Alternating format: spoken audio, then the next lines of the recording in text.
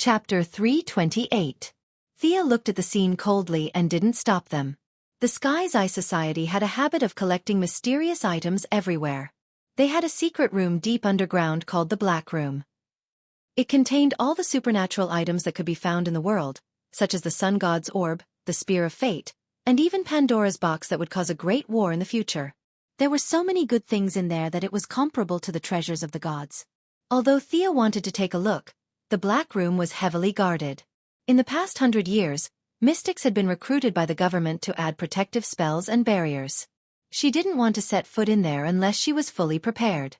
Following the corpse was Chatter Santana, who was on his last breath. Half of his body had been burnt to a crisp by the lightning breath.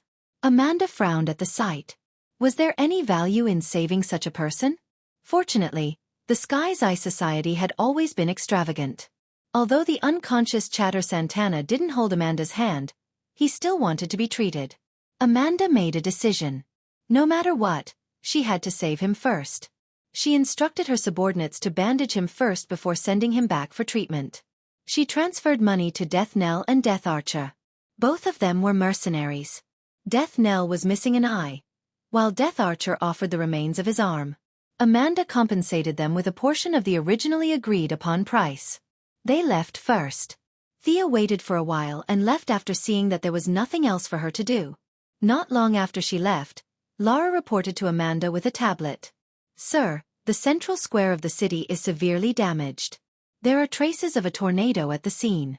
The tornado kept moving from the city center to the northwest corner before finally leaving the city and dissipating. From the square and the tracks along the way, we found more than 1,100 corpses. There are also thousands of people who are unconscious. We can't calculate the number of missing persons at the moment. There are no losses. Amanda waved her hand lightly, indicating that she understood. There were no missiles that bombed the White House or the Pentagon. The citizens' losses were within an acceptable range. Those with corpses would be sent to the city government to express their condolences. Those without corpses would be treated as missing persons. The federal government would send a spokesperson to perform, and the flags would be lowered to half-mast in silence. Record it. Tell the media that the city's gas pipeline exploded. Isn't there a trace of a tornado? Tell them that the pipeline exploded. That's the truth. Next. Laura recorded silently. She was already used to this kind of life. The female soldier who had fought for the country in Afghanistan had long disappeared. In a market in Massachusetts. 10 minutes ago, many people saw a dark blue door of light. Then, a straw doll fell out of the door. The agent said that the doll looked very similar to the enchanted witch. Our people are looking for it in the area. Witnesses said that it was taken by a gang. Laura showed the image on the tablet and showed it to Amanda. The image was very blurry, and it was indeed taken in a hurry. The camera was very shaky, but Amanda's attention was immediately captured. Is this guy not dead? Thea said that her soul was destroyed. Laura remained silent. These mysterious things were very different from her worldview. Let's get it first. We'll just wipe out the gang and deal with it according to Article 5 of the Supernatural Affairs Management Ordinance. How's the search of the cave where Dr. Jean Munn fell? We've searched ancient documents and found the key item. It's a green heart. But 10 minutes ago, the person in charge told me that the heart's original vitality was rapidly draining. Now, it's as stiff as a rock. Laura stood straight and reported meticulously. Amanda didn't comment. Collect them all. This arm, the straw doll, and the heart. Send them back to the headquarters for testing. If there's no sign of life, seal them in the dark room. Understood. Search for traces of Bronze Tiger. The X team needs a new leader. Go and do it. I'll leave this to you. I'll go back to Washington. After saying that, Amanda left the scene with a few guards. She had just received news that Steve Trevor was really lucky. He had actually escaped under the noses of more than 30 elite criminal soldiers. Amanda wanted to return to the Department of Defense first and do her best to defame him in front of a few generals with real power. Leaving aside Amanda, who was scheming against Steve, Sia left the people of the Society of the Heavenly Eye and came to a house according to some signs. She pushed the door open and entered. Slade, whose right eye was still bleeding, was waiting for her. He had gauze wrapped around his right eye and was still bleeding. So, have you thought it through? I can give you power and your lost eye. Thea went straight to the point. You can hire me to do things. Slade still didn't want to lose his autonomy. The dependent nature of loyalty was too strong, and he didn't like to use it. Of course I can hire you. Thea paused. Slade's left eye glowed, but Thea's next words made his eyes flicker. Once you get my power, you'll automatically be loyal to me. This has nothing to do with your subjective behavior. It's the effect of magic. If you think it's a hire, I don't care. It's just a change of words. Thea chuckled. Her laughter was like a demon that bewitched mortals. One was power and the other was freedom. Which was more important? Slade's forehead was sweating a little. Thea had a lot of things to do at home. She didn't want to waste time with him. She flicked her finger, and a fake yellow light ring fell on the table. This ring is the source of power. I'll give it to you now.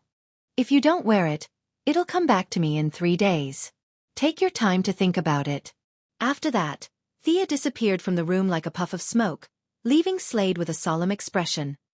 Why did she leave just like that? You could have at least persuaded me a little more.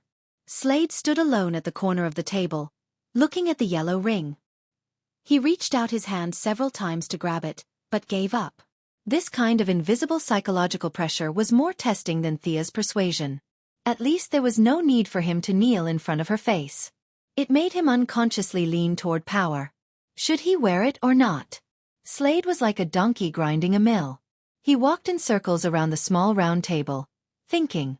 Images kept flashing in his mind. There were images of him flying freely, and there were images of him beating up his enemies. In short, each had its own advantages.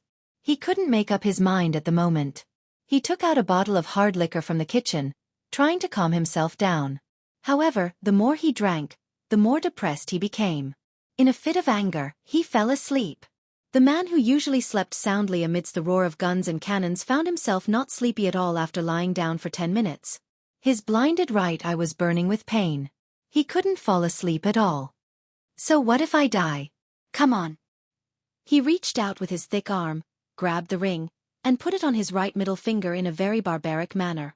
Endless amounts of emotional power surged into his heart. Slade Wilson didn't even grunt as he fainted to the ground. Chapter 329. Thea, who had flown a short distance away, naturally felt a magical message. Richard put on the ring and softly chanted a spell to activate the limb recovery spell stored in his ring. With the power of the lamp ring, his eyes would quickly recover, and at the same time, his strength, speed, and endurance would be greatly improved. The lamp ring did not have the ability to materialize, but the emotional power was very compatible with his body and gave him a new ability. As for what it was, he would only know when he woke up. Not long after returning to Star City, Thea gave orders to her subordinates to invest in the Red House laboratory. After some capital maneuvering, a large amount of money was hidden from the board of directors. In the end, the investment was made in the name of a subsidiary company of the group. This was to prevent Lex Luthor and Bruce Wayne from discovering any clues. The group's daily financial transactions were huge. No matter how high their IQ was, they were not God. Sia was also a director of these two groups, and the two groups were also using their funds without her knowledge. She couldn't find out about the other party's fund flow, and similarly, the other party couldn't find out about her. This was a very ridiculous rule of the game. The investment did not mean that the money would be transferred immediately. The preliminary research was still needed. The incident at the Central City's top laboratory was just a few days ago, so Thea could not leave. Moreover, as the chairman of the board, she could not personally go to the non-famous laboratory. Sending a vice president showed that she cared a lot. Remember, look more, talk less, and write down all the valuable things. Thea whispered. Don't worry. Hee. The vice president she sent was Miss Felicity Smoker. When the genius hacker heard that she was going to see the alien technology, she was so excited that she did not sleep the whole night. Although she had 2 big dark circles under her eyes, she was still very energetic. Thea was not worried about her. Felicity looked unreliable, but she was actually very smart. When the original space-time Ray Palmer disappeared, she had already stabilized the top management of the Palmer Group. If it were not for Green Arrow's nonsense, she would have been the chairman for a long time. The research team was led by Felicity. It wasn't a large team with only a dozen people. Most of them were legal and financial professionals. Only Felicity, Dr. Hoffman, the former head of product research and development, and Cisco Ramon, who was wearing the Quinn Group's uniform and pretending to be the head of the applied science department, entered the laboratory. Thea was afraid that Felicity wouldn't be able to do much on her own, so she pulled Syker over and asked him to take a few days off in the central city. He was considered a non-staff member and could help come up with ideas. Just like Felicity, he was also excited the whole night when he heard that they were going to see alien technology. Syker, who usually stayed in the central city and didn't go anywhere, rushed to Star City when he received Thea's call. Sitting on the Quinn Corporation's commercial plane, Cisco Ramon was still very excited. He wanted to find someone to talk to and ease his nerves. He glanced at the solemn Dr. Hoffman beside him. The old man had a straight face, as though he was about to complete some important revolutionary task. Cisco shrunk his neck and didn't dare speak to him. The rest of the businessmen obviously didn't have anything in common with him. He could only look for Felicity, who was trying her best to touch up her makeup to hide the two big dark circles under her eyes. She looked like a flower vase. At first, Cisco thought that she didn't have any real talent, but after a few words, he was shocked. Felicity was definitely not as good as him in mechanical engineering, but he was also far behind her in computer technology. Are all the women in Star City this good? Cisco, who was a nerd, didn't talk much with women. At first, he was a little nervous, but he soon realized that Felicity's personality was very similar to his. She was a nerd. Other than being pretty and focusing on different research topics, there was no difference between them. Syker finally found a soulmate, and the two of them chatted about everything under the sun. By the time they got off the plane, they were already good friends. Welcome to Detroit. On behalf of Dr. Silas Stone, I welcome you. The receptionist was a 17-year-old black-haired girl named Sarah Charles. When asked about her specific position, she said that she was an intern, which made the businessmen very unhappy. Are you kidding me? We're here to give you money, and you're sending an intern to receive us? Knowing that this wouldn't be an easy trip, Sia had given Felicity a heads-up beforehand. Sarah Stone welcomed investment, but he was completely against entering his laboratory. However, he couldn't do anything about it, and the generals didn't allow him to reject them at all. Felicity put away the nerd vibe on the plane, and her aura changed completely. Cisco Ramon almost thought that she was a different person. Having been the vice president of Quinn Enterprises for several years, Felicity was good at dealing with people. In just a few words, she got a lot of information from the 17-year-old intern.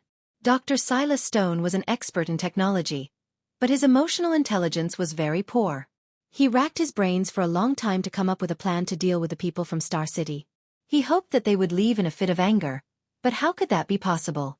Not to mention her friendship with Thea, the alien technology was right in front of her, and Felicity had to squeeze her head in to take a look.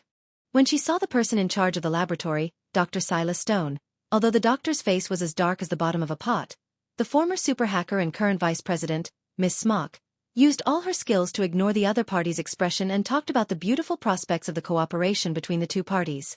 Dr. Stone was depressed. Felicity was a young girl, and she would do anything to act cute. He really couldn't chase her out. Miss Smock, I think. Can you understand the direction of my research? Is there really room for us to cooperate? Felicity looked around, trying to find something to prove herself. Huh. She saw the system that Dr. Stone was operating, and her eyes lit up. Can I try this? Dr. Stone thought that she was curious about the system in his laboratory, so he silently handed the control panel to her. But in less than 3 minutes, he was dumbfounded. Felicity was extremely focused, and her eyes were shining. Her hands were flying on the control panel. There's a loophole here. This algorithm is wrong. It should be like this. Bullsh*T, how can you ignore such a big bug? Felicity entered her field of expertise and instantly became a person again. Only her tapping could be heard in the laboratory. What the hell is the name of your system? Maze system? Heh, I think it's more like a broken system. Everyone in the laboratory stopped what they were doing because Felicity had obtained the administrator's authority and kicked them out. The group of people looked at her speechlessly. Who is this person? Chapter 330. A bunch of people are waiting for Dr. Stone to make a decision. Should we chase them out or wait? Dr. Stone didn't have a high EQ, but he was quite quick-witted. Since his laboratory wasn't connected to the internet and this young woman seemed to be a computer expert who was helping him fix the loopholes, he would be a fool if he didn't take advantage of her. He remained silent and waited to see what Felicity would do. In order to show her strength, Felicity didn't just focus on debugging. She connected the image to the biggest screen and pointed out every problem she found. What was wrong and how to fix it. The lab interns had a master's degree from a famous university at least. Even if they weren't good at computers, they could understand 40 to 50% of it after listening to her explanation. What a talent! Miss Smokey, are you interested in working in our laboratory? Dr. Stone was also a person who knew what was good for him, so he said happily. Am I crazy? Why would I give up my position as the vice president and come here to be an ordinary researcher? Felicity laughed evilly. Aren't we here to talk about cooperation today? Dr. Stone came back to his senses. Yes, she is the vice president and she is here to lead a team for cooperation. I am too lazy to poach her. She is worthy of respect if she has real talent. Dr. Stone was afraid of meeting people who pretended to know and gave orders blindly. He was no longer as resistant to cooperation as before. All right, I will bring you to the laboratory for a tour. How many of you are going? Felicity pointed at herself, Dr. Hoffman, and Psycher, indicating that there were 3 of them. Dr. Stone looked at Felicity in a new light. Since she was the leader, there was no problem. Although Dr. Hoffman wasn't familiar with her, the 2 of them knew each other. After all, there were many doctors in the country and there were only a few who did scientific research. They more or less knew each other. This person was fine, but Psycher Ramon. Dr. Stone couldn't help but size up the ordinary-looking Psycher. He was short, had a big round face, greasy long hair, and had obvious Latino features. Is this guy a scientist too? He looks similar to those Mexican gangsters. Suppressing his displeasure, he brought the 3 of them into the laboratory. The exterior was filled with more in-depth technological products. The thing inside was the real core, or rather, it was something that couldn't be cracked with current technology. What is this? Some kind of stabilizer? Life wavelength detector? It seems to be set at the same frequency as humans. Is this a strong magnetic rotating core? The rotating particles are in the opposite direction to the kinetic energy, which means the few of them had not walked far when Psycher could not hold it in anymore. Every item in the room was attracting his attention. Initially, Professor Stone had a stern expression on his face, so he did not dare to speak. But now, he could not hold it in any longer. Every time they walked past a piece of equipment, he would yell excitedly. Dr. Stone was shocked. This ordinary-looking guy was also a great talent. Even though Psycher was wrong about many things, he was able to recognize the uses of many things with a single glance. This person's attainment in mechanical engineering was definitely worthy of the word extraordinary. Cooperate now. Cooperate immediately, Dr. Stone thought. Thea left the investigation team to Felicity and didn't care about the follow-up. After a night of modification, Death Knell finally woke up. Thea's yellow ring could control his movements at any time, so naturally, she also received information about his new ability. This ability could be said to be very suitable for Death Knell's fighting style. Slade wasn't a pure martial artist. The reason he fought was for money and to complete missions. Even though his swordsmanship was unparalleled in this world, he wasn't restricted to cold weapons. When he was fighting with swords and sabers, he often pulled out his pistol to shoot back at them. Now that the lamp rings modification had given him an invisible arm, the original single blade and pistol battle tactic could be changed to a double blade and pistol battle tactic, or a single blade and pistol battle tactic. He could also pull out a gun when no one was paying attention. It could be said that Death Knell's fighting style was becoming more and more strange and flexible. Other than that, he also obtained the flying ability that Richard envied. It was just that the speed was not fast and it consumed a lot of stamina. But Death Knell was still overjoyed. He did not know that Thea could see him, so he floated in the room for a long time. Does that guy in yellow really have the means to restrain me? If I run away, will he be able to find me? As soon as this thought appeared, the effect of the suggestion spell was activated. A bunch of emotions such as guilt, honesty, guilt, self-blame emerged. He even recalled the mercenary code of honor. The power of the spell was slowly breaking down his mental defenses. After a while, he automatically felt that there was nothing wrong with working for Thea. The thought of running away and not letting the other party find him seemed to have never existed. "What do you need me to do?" His yellow ring had the ability to communicate with Thea. He had made up his mind to pledge his loyalty, but his tone was still stiff. This was caused by his personality and had nothing to do with the suggestion spell. Thea had never revealed her real identity in front of him and did not care about his attitude. It was fine as long as he did his job well. Two things, one is slow and the other is urgent. The slow one is that you go to the metropolis and establish a mercenary group in your name. I need elites. Of course, it would be better if there are people with psychic powers. I will transfer the money to you later. Under the influence of the suggestion spell, the stingy Richard was very happy when he heard that there was no need to spend his money, and that there was even a large sum of money going through his hands. He agreed without hesitation. The other is urgent. There is a very small island in the Sea of Hawaii. The natives on the island worship the shark god Kamal. I need you to find this island and send me the exact information. Remember not to leak it. Thea's magic power had reached a bottleneck. Simply increasing her magic power would not cause a qualitative change. She needed to add new attributes to increase the water storage capacity of her wooden barrel. The 4 attributes of light, darkness, fire, and wind were not enough. She needed to add water and earth attributes to her magic structure. Absorbing the attributes of the gods was the most convenient and fast way to transform the body. The talisman of Isis only provided pure magic power with no attributes. Previously, Horus's main attribute was wind, while Ares's main attribute was fire, so it did not bring any changes to the nature of her magic power. There were actually many gods with water attributes, but there were many powerful ones. Thea could not defeat any of them. After repeatedly checking her memory, she finally found Kamal, who was still bullying the natives in Hawaii. The shark god Kamal was the father of the Shark King. He was an old god. Perhaps only a few villages on the island worshipped him. This guy could be said to be the weakest god in the Age of Gods. The most important thing was that this guy was still alive and kicking on Earth. He was so bored that he would eat a few virgin boys and girls. Using the Eye of Horus to search would definitely be fast, but considering that the other party was still a god, using the Eye of God could easily expose her. It was better to be safe and let Death Knell investigate. In the original spacetime, Avatar took him down with the death of a dozen agents. Thea had no idea what abilities this god had. After thinking about it repeatedly, she felt that her combat power should be stronger than that of the agents. When the time came, it would be no problem to take him down with her subordinates. Chapter 331. Indigenous Gods? Slade got this information from the ring. Yesterday, he would not have believed these strange things, but now he believed them all. He could fly, so it was not a big deal to have a dozen more gods. As long as he paid the money, he would even dare to stab the gods. This task was not difficult, so he agreed immediately. After ending the call with Slade, Thea returned to the management company and paid attention to the daily life of Grud.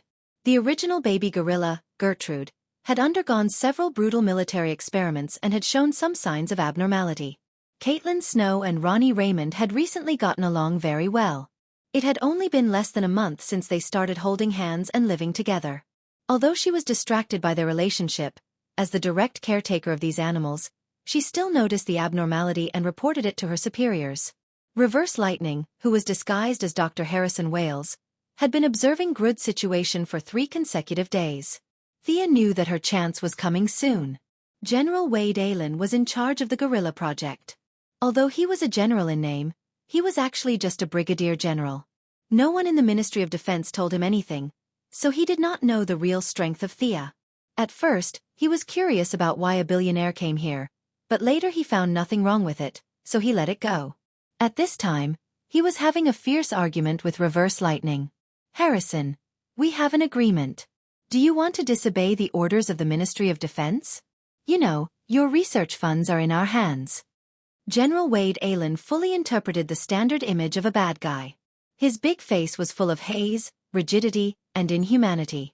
As for Reverse Lightning, who was originally a transmigrator, after 15 years of training in this timeline, it wouldn't be an exaggeration to say that his acting skills had reached the pinnacle.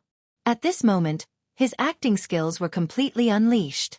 His elegant face was somewhat distorted due to his anger, but it didn't make people feel that he was evil. Instead, that awe-inspiring and righteous look of his was intangibly convincing. Shut up. I will never allow you to carry out cruel animal experiments again. Wade Allen, you are blaspheming science and trampling on humanity. At this time, Reverse Lightning was so angry that he slammed the table and roared loudly. Outsiders who did not know about this would think that he had never known about this experiment. Wade Allen did not know about his tricks. He did not know about Grud's special case. It was just that his subordinates reported to him that there were fluctuations in the experimental data, which led to today's trip to the cutting-edge laboratory. Now that he saw that Reverse Lightning was not cooperating, he was too lazy to talk nonsense. He waved his hand and ordered the soldiers to take all the experimental subjects back to slowly study. How dare you? Reverse Lightning reached out to pull those soldiers, wholeheartedly acting out the drama of a powerless intellectual fighting against the brutal soldiers. The big-headed soldiers did not dare to be rough with him. They each took one arm and held him down, not allowing him to move. Let me go! You heartless bastards! If he still had his lightning speed, not to mention 2 people, even 2,000 people could not stop him. But now, even if he still had his lightning speed, he could not expose it in front of everyone. Noticing that many people in the laboratory were focused on him, he acted more and more vigorously, shouting until his voice became hoarse. The old guy's acting is so good. Thea sighed. She had nothing to do, so she naturally followed the crowd to watch the show. The old guy played the role of a scholar with a conscience so perfectly that even he himself believed it. General Wade Allen led the soldiers to the side of the laboratory and ordered them to go in and take all the experimental animals away. The soldiers were very efficient. They went in as a whole, but not long after, dense gunshots were heard from inside. What's going on? General Wade Allen immediately found a place to hide and ordered his adjutant to check the situation. The adjutant's entry did not change the chaotic situation. When the researchers outside were discussing what was going on, they heard a loud bang. A grenade blew a big hole in the northwest corner of the farm. The soldiers and guerrillas ran out in a mess. What's going on? Wade Allen was dumbfounded. Only Thea was secretly laughing. Reverse Lightning was also a genius. He actually used hypnosis to input information similar to a friend and father into Gruder's subconscious. In order not to alarm him, Thea did not erase this information.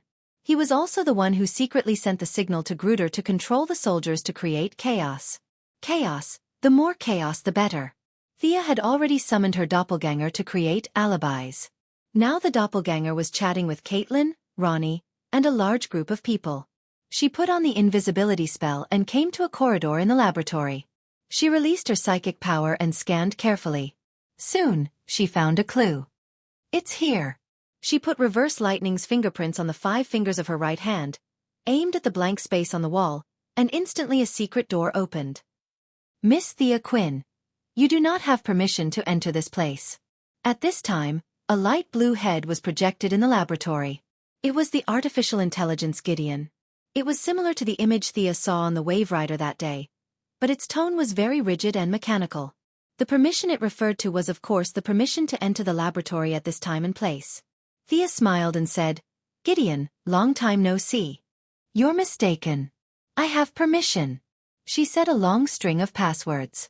It was the original login password that she obtained at the Council of the Time Masters that day. Gideon seemed to be in a crash. Thea stared at it nervously.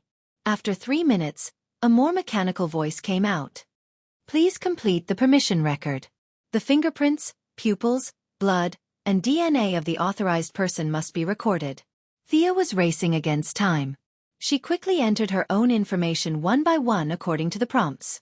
After entering more than 10 contents, she completed this step. The mechanical voice disappeared, and the slightly more flexible Gideon came back again. Is there anything I can help you with? I want to see your permission list.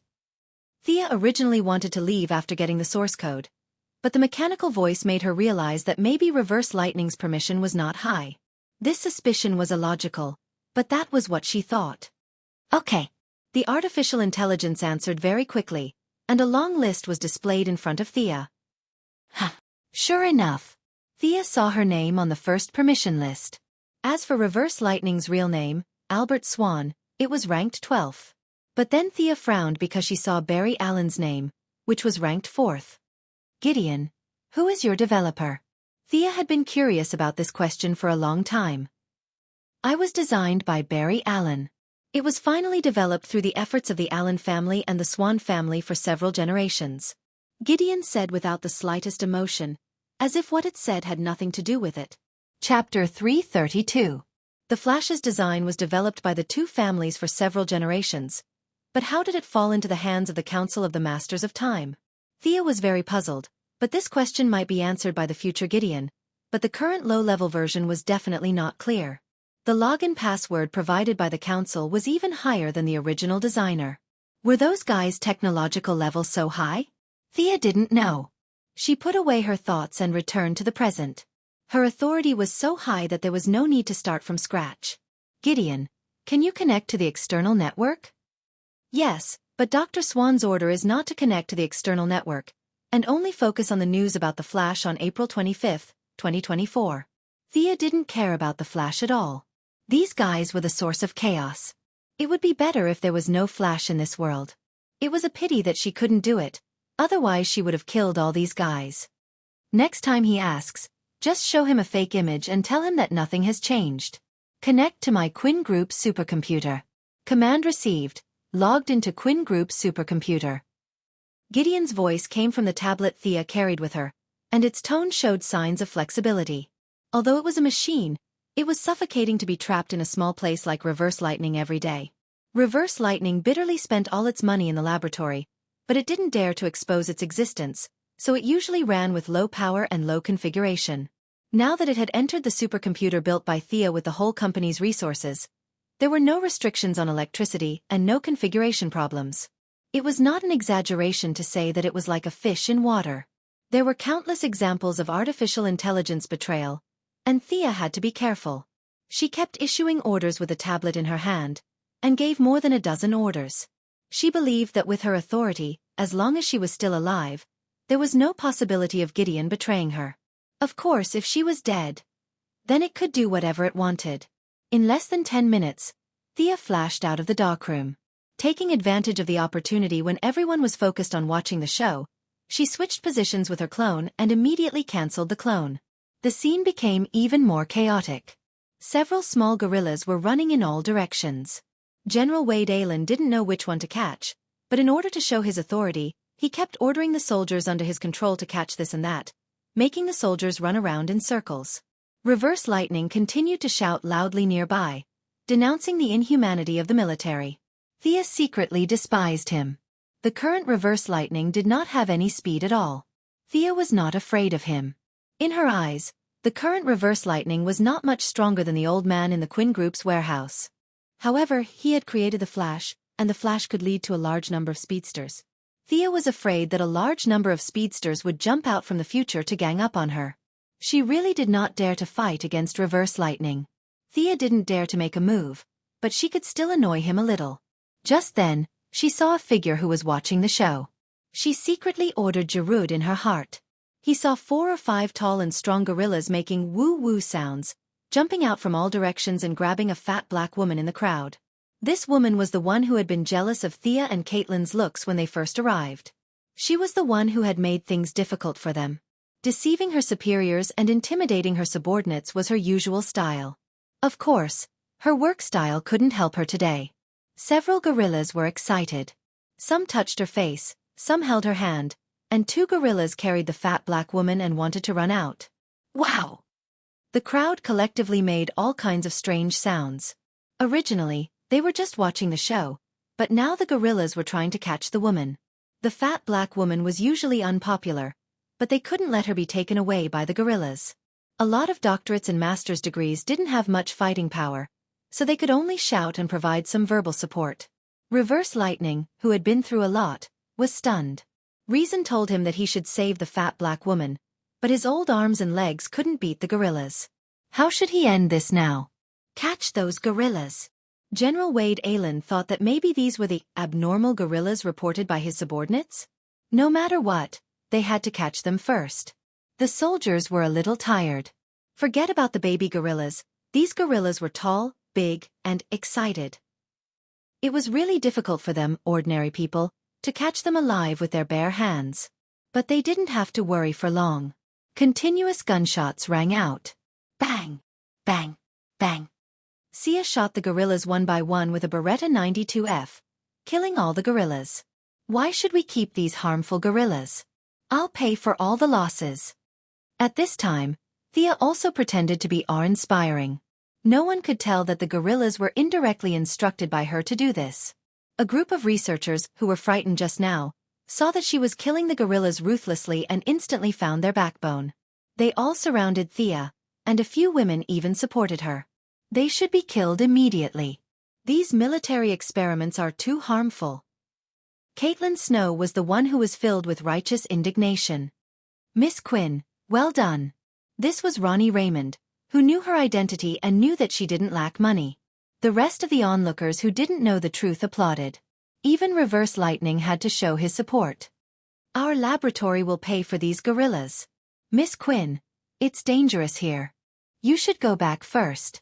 On the surface, Reverse Lightning was protecting her and taking all the blame.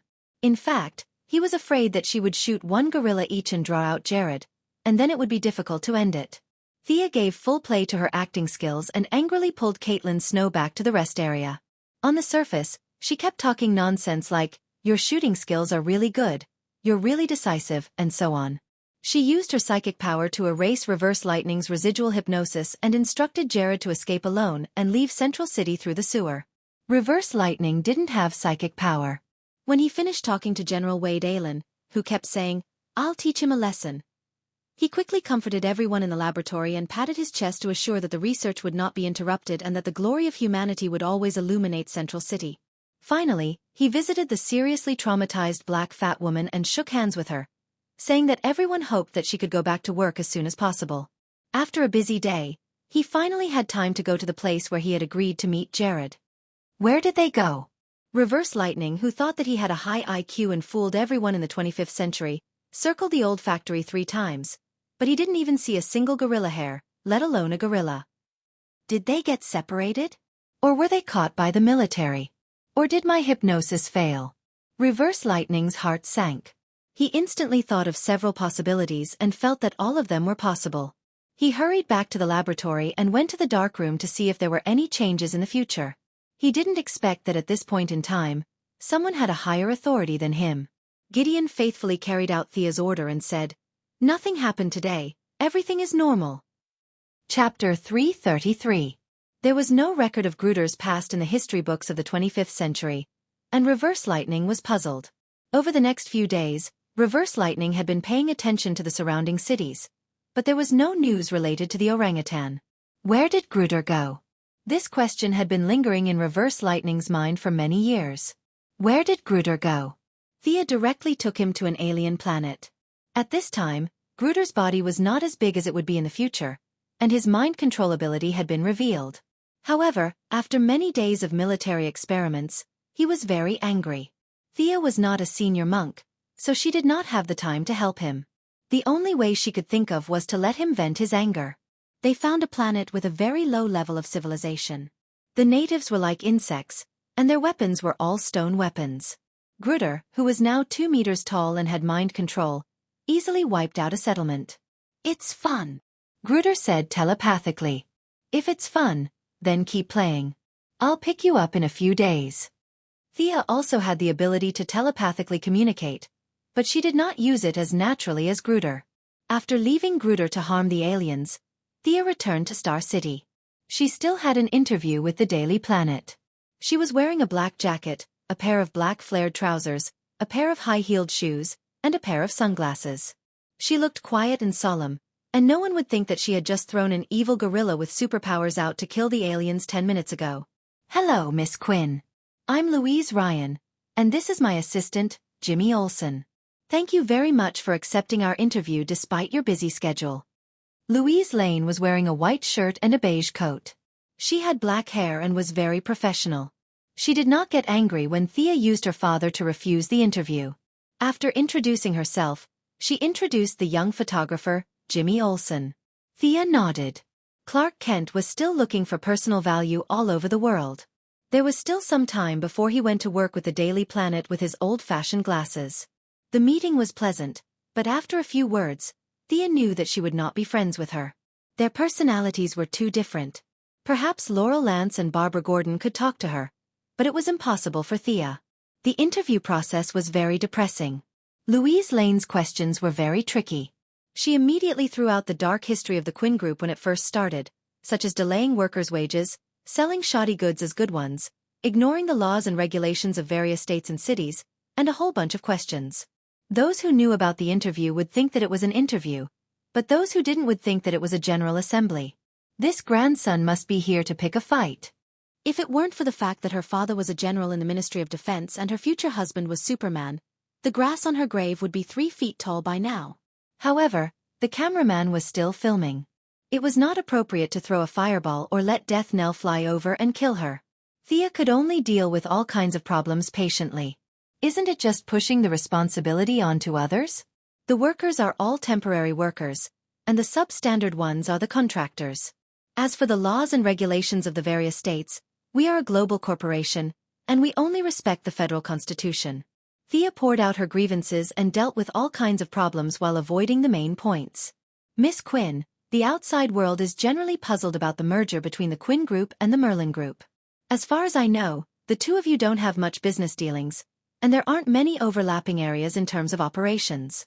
What led to the merger between the two of you? Louise Lane was not satisfied with many of her answers, and finally threw out a heavy question. What could Thea say? She could say that it was a gift from her father, but she couldn't say that it was a gift from her father. She couldn't say that the people behind the scenes who controlled the country's lifeline wanted her to deal with the Luther Group either. Fortunately, she had already prepared for this question. She talked about the traditional friendship between the two companies, all the way to the new changes in the new era. She talked for a long time without saying anything, but she didn't completely talk about trivial matters. At the end of the interview, Thea threw out a piece of news. In the near future, we will integrate the technology of the two groups and launch a technology product that will affect all citizens. Can you tell me what it is in advance? I can only say that everything is still in the experimental stage, but it will be released soon. It's a medical product. Louise Lane's pen paused in the middle of taking notes. Was there a mistake? Quinn was an energy company, and Merlin was a shipping magnate? How could the merger of two completely unrelated companies result in the crystallization of medical technology? Thea chose to ignore Louise Lane's suspicious little eyes. She was also helpless. The Quinn Group's urban construction would play a big role in the future war, and this could be preserved. The development of new energy required a lot of experiments, and it was still in the process of being used on a small scale. Merlin's shipping business was definitely a sunset industry, and it had reached a critical stage where it needed to be transformed immediately. Malcolm's quick decision to let go of it was also because it was too much work. The other group leaders wanted to find a new economic growth point, but they could only run around the world and try to find a new product to salvage the situation. Thea's advantage over them was that she could choose a lot more areas. She could run around the universe. If she saw something good, she could just snatch it and use it as a reference. Those aliens would not run to the United States Supreme Court to sue her. She had accidentally found a body repair equipment with a wide range of uses on an intelligent planet. She brought it back to Earth along with the instruction manual. Lamp could translate the words in the manual, and Gideon could analyze the principles of the equipment. The preliminary samples had already begun to be processed. The life structure of that planet was very fragile, and their bodies often needed repair. Usually, they would be scanned to a standard state. If they were injured or sick, they would be restored with a click of a button. The excess parts of the body would be cut off, and the missing parts would be replaced. The people on Earth would definitely not do this, but their repair technology was really good. It would save a lot of time when used in surgery. A 2-meter-long capsule could be placed in for a scan. External personnel would operate, debridement, and suturing, and the efficiency would be very fast. It was very suitable for the alien villains to visit every day. Bombs and poison gas flew, flames and black fog danced together, and the American citizens lived in an abyss of suffering. After sending off Louise Lane, who had gotten the big news, Thea came to the group's Applied Science Experiment Department. The two groups merged, and there were hundreds of researchers. After a few months of initial run-in, this group of people who only knew how to do research was the first team to integrate. Dr. Hoffman was still in the Red Room. Thea called the deputy director. "Is there any problem with the operation of the medical cabin?" The deputy director was a student of the old man, Hoffman. He also followed the old man's serious and rigid style. Everything is going well. The recruited clinical test subjects are in good condition. They can start the first operation in the medical cabin at any time. Chapter 334. This is an epic-making invention. The deputy director led Thea into the room with a hint of excitement on his expressionless face. It was no wonder that he was so excited. In order to make this epic-making product, Thea had really put in a lot of effort.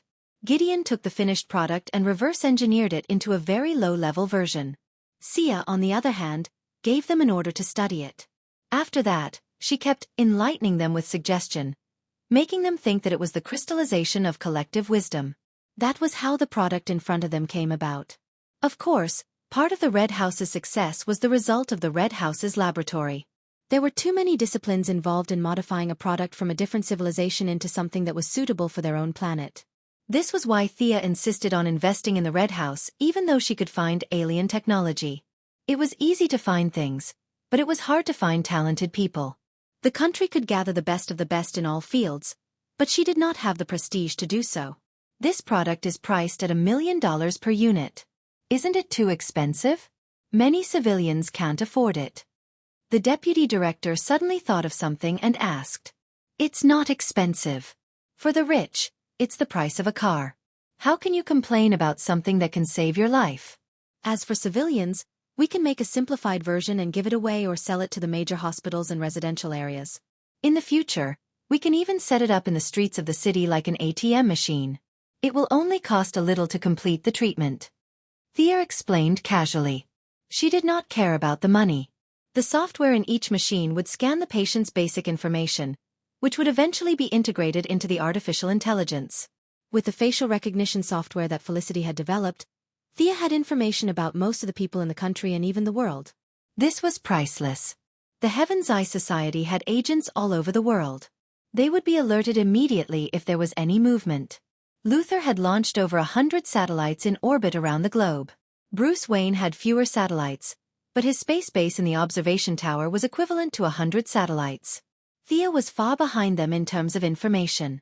If she could not compete in the sky, she would compete on the ground. This is the name list of the people who participated in the experiment. The deputy director handed her a document. Thea took it and flipped through it indifferently. Thea stared at the photo in the document. It was a young man, and from a certain description, he could even be described as a handsome young man. Thea glanced at the registered name, Roy Harper.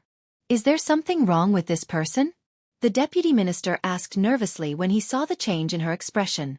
Thea flipped through the documents again. The applicant applied for this free treatment because his mother had a large tumor in her abdomen. The agreement mentioned that it was an experimental project with certain risks, but it also guaranteed that all subsequent treatment costs would be covered. It's him. Arrange for his mother to start the operation as soon as possible. Thea did not say much to the deputy minister. She closed the document and handed it back to him. After the deputy minister left, Thea sighed thoughtfully. Roy Harper was an important member of the Green Arrow team. His code name was Arsenal. He had participated in many operations in the Justice League and the Young Titans. The most important thing was that in the original spacetime, he was Thea's lover. Thea later took on the code name Red Arrow because of this man. Thea stared at the sky alone. Maybe there really were supreme beings outside the atmosphere, outside the universe who could set the rules, but so what? Thea's will was like iron. She would not be swayed by anything. Her thoughts were simple and direct. In summary, it was what Yao Fei had taught Oliver on Purgatory Island. Survive, survive. In the past few years, she had been studying hard and practicing hard. She kept running forward because she was afraid that she would be abandoned by the world. She was afraid that her fate would be decided by those guys in capes in the sky. *T fate. Thea scolded softly. At this time, the deputy minister informed her that the preparations were ready. Let's start. The two stood at a high place. Thea nodded gently, indicating that they should start. Two female nurses helped an old woman into the medical cabin. Roy Harper, who was wearing a red pullover, was waiting nervously outside the door. Thea had no intention of going up to meet the patient. She did not care about the patient's safety. No matter how serious the medical accident was, her magic could save it. She just wanted to see how effective this medical cabin, which had been reverted to the original version, was. The staff outside the medical cabin quickly completed the body scan. As the old woman's health data was not recorded, they could only control the operation on the spot. The staff confirmed the operation plan through the scan outside the cabin and then entered it into the computer. The door of the medical cabin was closed. The old woman was anesthetized. Several mechanical arms began to work. The abdomen was cut open, the bleeding was stopped, and the wound was stitched up. Normally, the operation would cost at least tens of thousands of dollars. Even a skilled doctor would need several hours to complete it. However, the operation was completed in less than 10 minutes. The patient's vital signs were not affected at all. So fast. Roy Harper, who was still strolling outside like a donkey, was really shocked by the speed. The staff showed him the removed tumor and the patient's various body indexes. Roy Harper could not believe it completely. If the data were real, his mother could go home in the afternoon. He was afraid that these big companies would do human experiments on poor people. If it were not for the fact that he was so poor, he would not have applied to be a volunteer. The medical staff tried to persuade him, but he insisted that he must stay at the scene and wait for his mother to wake up. Miss Quinn, it seems that the experiment is very successful. The deputy minister was very excited. Although this was the crystallization of collective wisdom, as the director, he could leave his name in history. The experiment will not stop. I will arrange for people to submit an application to the federal government tomorrow. It will be listed in a month. If it was only listed in Star City, they could just tell Moira and go through the procedures. This was the scary thing about the mother and daughter colluding with each other. However, if they wanted to be listed in the national market, they would need the approval of the federal government. 3 days later. Miss Quinn, these two said that they are FBI agents and want to see you. The assistant lady nervously led the two into Thea's office. The two agents were a man and a woman. The man was a very strong middle-aged African, and the woman was very young. She was almost the same age as Thea. The two took out their IDs and showed them. We are from the FBI. My name is... Thea glanced at them and stood up from the chair. She reached out and pressed a few buttons on the empty space on the table. A projection appeared in the room. ID 332589, let me check. As she entered the ID number, the projection immediately showed the other party's information, but the owner of the ID number was a white man. Thea pointed at the projection and said to the middle-aged black man, "This is the real FBI agent. Who are you? Or rather, who are you?" The middle-aged black man and the young woman looked at each other speechlessly. Thea saw that their identities were fake, so she brazenly hacked into the FBI. Now that their disguise was exposed, the middle-aged man had no choice but to take out another ID. I am from the D.E.O. Supernatural Investigation Bureau. I am the director, Hank Henshaw. Chapter 335. The person beside me is Special Agent Alex Danvers. The middle-aged man named Hank Henshaw introduced the female agent beside him. The female agent obviously had not recovered from the embarrassment of having her identity exposed. She was a little dazed and only hurriedly took out her ID after receiving the middle-aged man's signal. Hank Henshaw. Thea muttered the name. Is this guy real or a Martian hunter impersonating him? She habitually took off her glasses and glanced at him. The other party immediately sensed it and a faint scarlet glow appeared in his eyes, but he resisted it. It seems that your identity is also fake. Am I right, Director Henshaw? Thea's mocking voice sounded in his mind. This was the first time the Martian hunter had been sensed. He glanced at Alex Danvers from the corner of his eyes and also transmitted his voice into Thea's mind. Who are you? He did not expect to get a direct answer from Thea. His scarlet eyes focused. He was used to finding the answer himself. The Martian hunter was the world's strongest telepathy master. This was his talent. Thea was far inferior to him in this aspect. She could only use her mental power to set up layers of barriers to prevent his mind from invading her mind. However, the mind invasion did not happen. The other party was actually conceited enough to use his eyes to probe her. Thea sneered and set up an illusion to prevent Alex Danvers from seeing anything. She then looked up and her eyes emitted a pale yellow beam of light to meet the Martian hunter's gaze. Their eyes met in the air. Both of them turned their heads and took a step back at the same time. Thea only took a step back. It was not a big deal. On the other hand, The Martian hunter was in trouble. His abilities were so strong that he could be compared to Superman. His abilities were so varied that he couldn't even finish 2 essays with 400 grid space. However, he had a fatal weakness. He was afraid of fire. That's right, the Martian hunter was afraid of fire. Because all his people were burned to ashes, the great grief caused a crack to appear in his heart. This crack had already affected him from a psychological level to a physical level. Now that he looked directly into Thea's eyes, the source of his fear made him wither instantly. He could not care less about telepathy or X-ray. He sank into his memories and could not extricate himself. Thea took the opportunity to enter the depths of his mind, learning and observing his telepathy. Thought scan, thought erase, mental shield, thought control, super long-distance mind reading, illusions, hypnosis, possession, thought sensing, thought connection, mind shock, and a whole bunch of other abilities related to the mind. Thea didn't hesitate to memorize all of them so that she could slowly research them when she had the time. What a cheat! Thea couldn't help but sigh. This was only his psychic ability. It could only be considered as a part of his superpowers.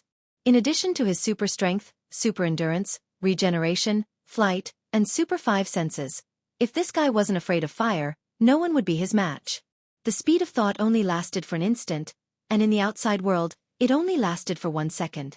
Thea had a good impression of the humanoid gift pack, so she casually added fear resistance on him. The Martian hunter, who was sweating profusely, finally came out of the terrifying illusion filled with flames. Who the hell are you? Although he had regained his consciousness, the mental burden wouldn't disappear so quickly. His earth-shattering strength was less than 1/10 of it. Seeing Alex Danvers in a daze, he asked hesitantly, "What's the matter?" "I'm an earthling, a real earthling. But you're a Martian, right?" Thea crossed her legs. Her long legs under her skirt were dazzling, but the Martian hunter was not in the mood to admire them because Thea was speaking in the Martian language, a language that he had never heard of hundreds of years ago. "I'm a Martian. My name is Ron Juns. How do you know my language?" Thea waved the ring in her hand. "You should know about the Green Lantern Corps, right? I'm a member of the Yellow Lantern Corps." "Oh." The Martian hunter heaved a sigh of relief. He did not know about the Yellow Lantern Corps, but he had seen the Green Lantern Corps before, and knew that their translator could translate all the languages in the universe. "You know me? You know my weakness?" At first, the Martian hunter thought that it was his inner thoughts that turned into the fire scene. However, with his incomparable understanding of mind control, he could tell that there was a human element here. There could only be one conclusion. The other party knew him, or at least knew his weakness. Thea smiled but did not say anything. The Martian hunter asked, "Did my Kryptonian friend tell you?" "That's right. It was our Kryptonian friend, Clark." Thea was about to say something, but the Martian hunter came up with an answer in his mind. Thea took the opportunity to settle the matter. Superman and the Martian hunter were very good friends in the early days. Their abilities were similar, and they were both aliens who were stranded on Earth after the destruction of their planets. They had a lot to talk about. But soon, the two parted ways because of differences in ideology. The Martian hunter was afraid that Superman would do evil, so no matter who he met, he would frantically promote kryptonite. As a good friend, Superman would naturally return the favor. He would tell everyone that the Martian hunter had the same ability as him, but he was afraid of fire. The result of the two friends undermining each other was that their abilities and weaknesses were memorized by Batman. Now that he heard the name Clark from Thea, he was even more certain that his good friend was peddling his weaknesses everywhere. There was no need to mention how unhappy he was. "By the way, why are you looking for me? The Heaven's Eye Society should know about my information. A few of the higher-ups in the Department of National Defense should also know about it. What are you doing here?" Thea saw that he had his head lowered and was deep in thought, so she interrupted his thoughts. "If there's nothing else, you should leave. Thea is busy." "The Heaven's Eye Society? You're from there?" "We're an agency under the government." The Martian hunter felt that he might have made a mistake because he did not clarify things beforehand. No matter how much conflict there was between the government and the military, they were on the same side. In other words, Thea and he were on the same side. An agency under the government? No wonder. Thea nodded. "We're not enemies. You can ask General Lane about my identity, but they're fighting for the position of the Minister of National Defense. You'll have to make an appointment in advance." The old minister had retired, and a few powerful figures in the Department of National Defense were now in the final stages of the competition. The final winner would just have to speak to the president and make a so-called nomination. Then, the matter would be settled. Thea could not find anyone in the Department of National Defense even if she had something to do. It was clear that they had been trying to build connections everywhere recently. The Martian hunter nodded. He understood the situation. Today's mistake had a lot to do with their inability to find the person responsible. He sorted out his words. Your medical pod is using extraterrestrial technology, right? Don't you know the risks involved? Thea sneered. What a joke. America's technological level has crushed the world for the past 50 years. Don't tell me that this is all your own research? You didn't reverse engineer extraterrestrial technology? Chapter 336. The Martian hunter was speechless. Earth is in chaos now. Instead of using alien technology for war, it's better to use it for people's lives. That's all I have to say. If there's nothing else, please go back. Thea explained everything clearly in a few words and wanted to drive the Martian hunter away. Perhaps it was because of the tragic death of his family, especially his daughter, that this guy had a passive attribute that even he himself did not know about. That was, all cute girls were his daughters. He was full of fatherly love. From the gypsy, to the star chaser, to the sisters Cara Danvers and Alex Danvers, he basically treated all the sweet and cute girls as his daughters. Thea did not want to fall into his evil claws. This guy was very capable and liked to meddle in other people's business. The best choice was to stay far away from him. She had a look of rejection, and the Martian hunter could see it. He casually removed Alex's illusion. This sister of the Supergirl did not know what had just happened. Her memory was still stuck in the problem of impersonating the FBI. Since the matter is clear, we'll take our leave first. Take care. Quinn Enterprises welcomes the guidance of the government at any time. After saying that, the Martian hunter pulled Alex and walked out.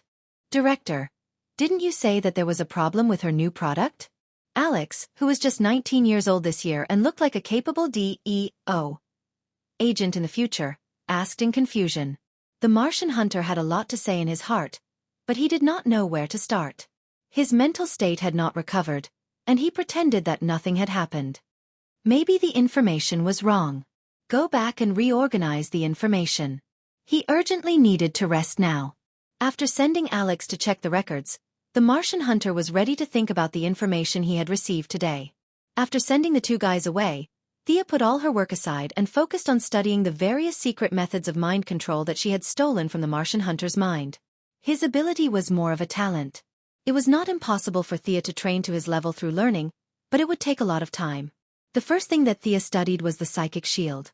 The Martian hunter used strong mental power to cover his consciousness to prevent others from peeping. Thea's mental power was not that strong, and it was impossible for her to maintain such a large amount of mental power in her daily life. Using the Martian manhunter's method, she used the emotional version of the psychic shield. A large amount of fear enveloped her consciousness. If one wanted to peek into her thoughts, they would have to pass through this fear first. Even if they could pass through this fear, the other party's combat strength would instantly drop by 30%. Thea studied the Martian hunters for an entire day, and couldn't help but sigh in admiration of their racial talent. Such strong combat power was only responsible for healing, saving people, cleaning, and counseling in the Justice League. What a waste of talent. He picked up his bag and left the company. As night fell, he rushed to Gotham. Thea first secretly met with Lucius Fox, the president of Wayne Group. Wayne Group's strong entry into the medical industry was bound to have an impact on Wayne Group, which was the leader in medical genetic engineering. Thea's strategy was to provoke Luther Group while entering Wayne Group's traditional business range. It seemed reckless, but it was actually the situation that the higher-ups wanted to see. Any alliance between two of the three large multinational companies was not allowed. As a rising star, Wayne Group was able to challenge two established companies at the same time. The higher-ups were happy to see this happen. To a certain extent, they would even help Thea. As for who was using who, it was up to each person to decide. Thea's trip was to send a message. Business war was business war, and it would not affect personal relationships. The old man had been in the business war for almost half of his life. He had seen everything and was very clear about her goal. However, the business world was like a battlefield. He did not completely believe Thea's words and just went along with it. Due to their previous friendship, the meeting between the two was not very enthusiastic, but there was no awkward silence either. After Thea obtained the preliminary results, she rushed to Wayne's old house and agreed to check on Damien's learning results today. Batman and Damien were not around at the moment, so the old butler, Ah Fu, received her. Thea was experienced in dealing with old people. After a few pleasantries, she gave him a few caddies of Assamese black tea. The old man was a traditional Englishman. He had maintained the habit of drinking black tea for many years. However, there was too little tea in America. He drank coffee every day, and the old man had been holding back for a long time. The old man sniffed the fragrance of the tea leaves. "Is this the new tea?" "Yes, it was picked recently." Thea would not tell him that she and Diana had passed by the tea tree and picked it out of curiosity. "That's thoughtful of you." The old man had always had a good impression of Thea. She was cultured and cultured. Most importantly, she was polite. Thea could be said to be one of the few guests who could visit through the front door. Batman and his friends usually did not come through the front door. They often came through the windows, the roof, and the sewers. After chatting with the old man and listening to him talk about his past in the British Special Forces, Bruce came back with Damien not long after. The father and son were a little embarrassed to face Thea again. Batman did not know that his son's foundation was so poor. He did not go anywhere for a whole month. Gotham even said that Batman was dead. He had been working hard to help Damien improve his cultural knowledge. With his high IQ and vast knowledge, he had compiled a set of teaching materials. The knowledge of 6 years of primary school was compressed into a month, and Damien had to learn it. If he did not understand it, he would fight. If he could not memorize it, he would not be allowed to eat. Damien's character was also tough. After the blood baptism, his IQ and memory had reached a high point. With hard work, he managed to learn 6 years of knowledge in a month. Check it. Although Batman had a straight face, he was actually quite happy. He felt like a backward student who had returned to school under the guidance of his parents. Thea did not need Damien to have a high level of knowledge. A fixed worldview was not conducive to learning magic, but he had to be literate. If he could not read, how could he become a mage? She did not hold back. She casually asked a few questions about mathematics, English, and Latin, and Damien answered them fluently. Good, not bad. Thea was very satisfied. She rubbed Damien's little head. The naughty child resisted the urge to speak. She told Damien to find her in Star City tomorrow and said goodbye to the father and son.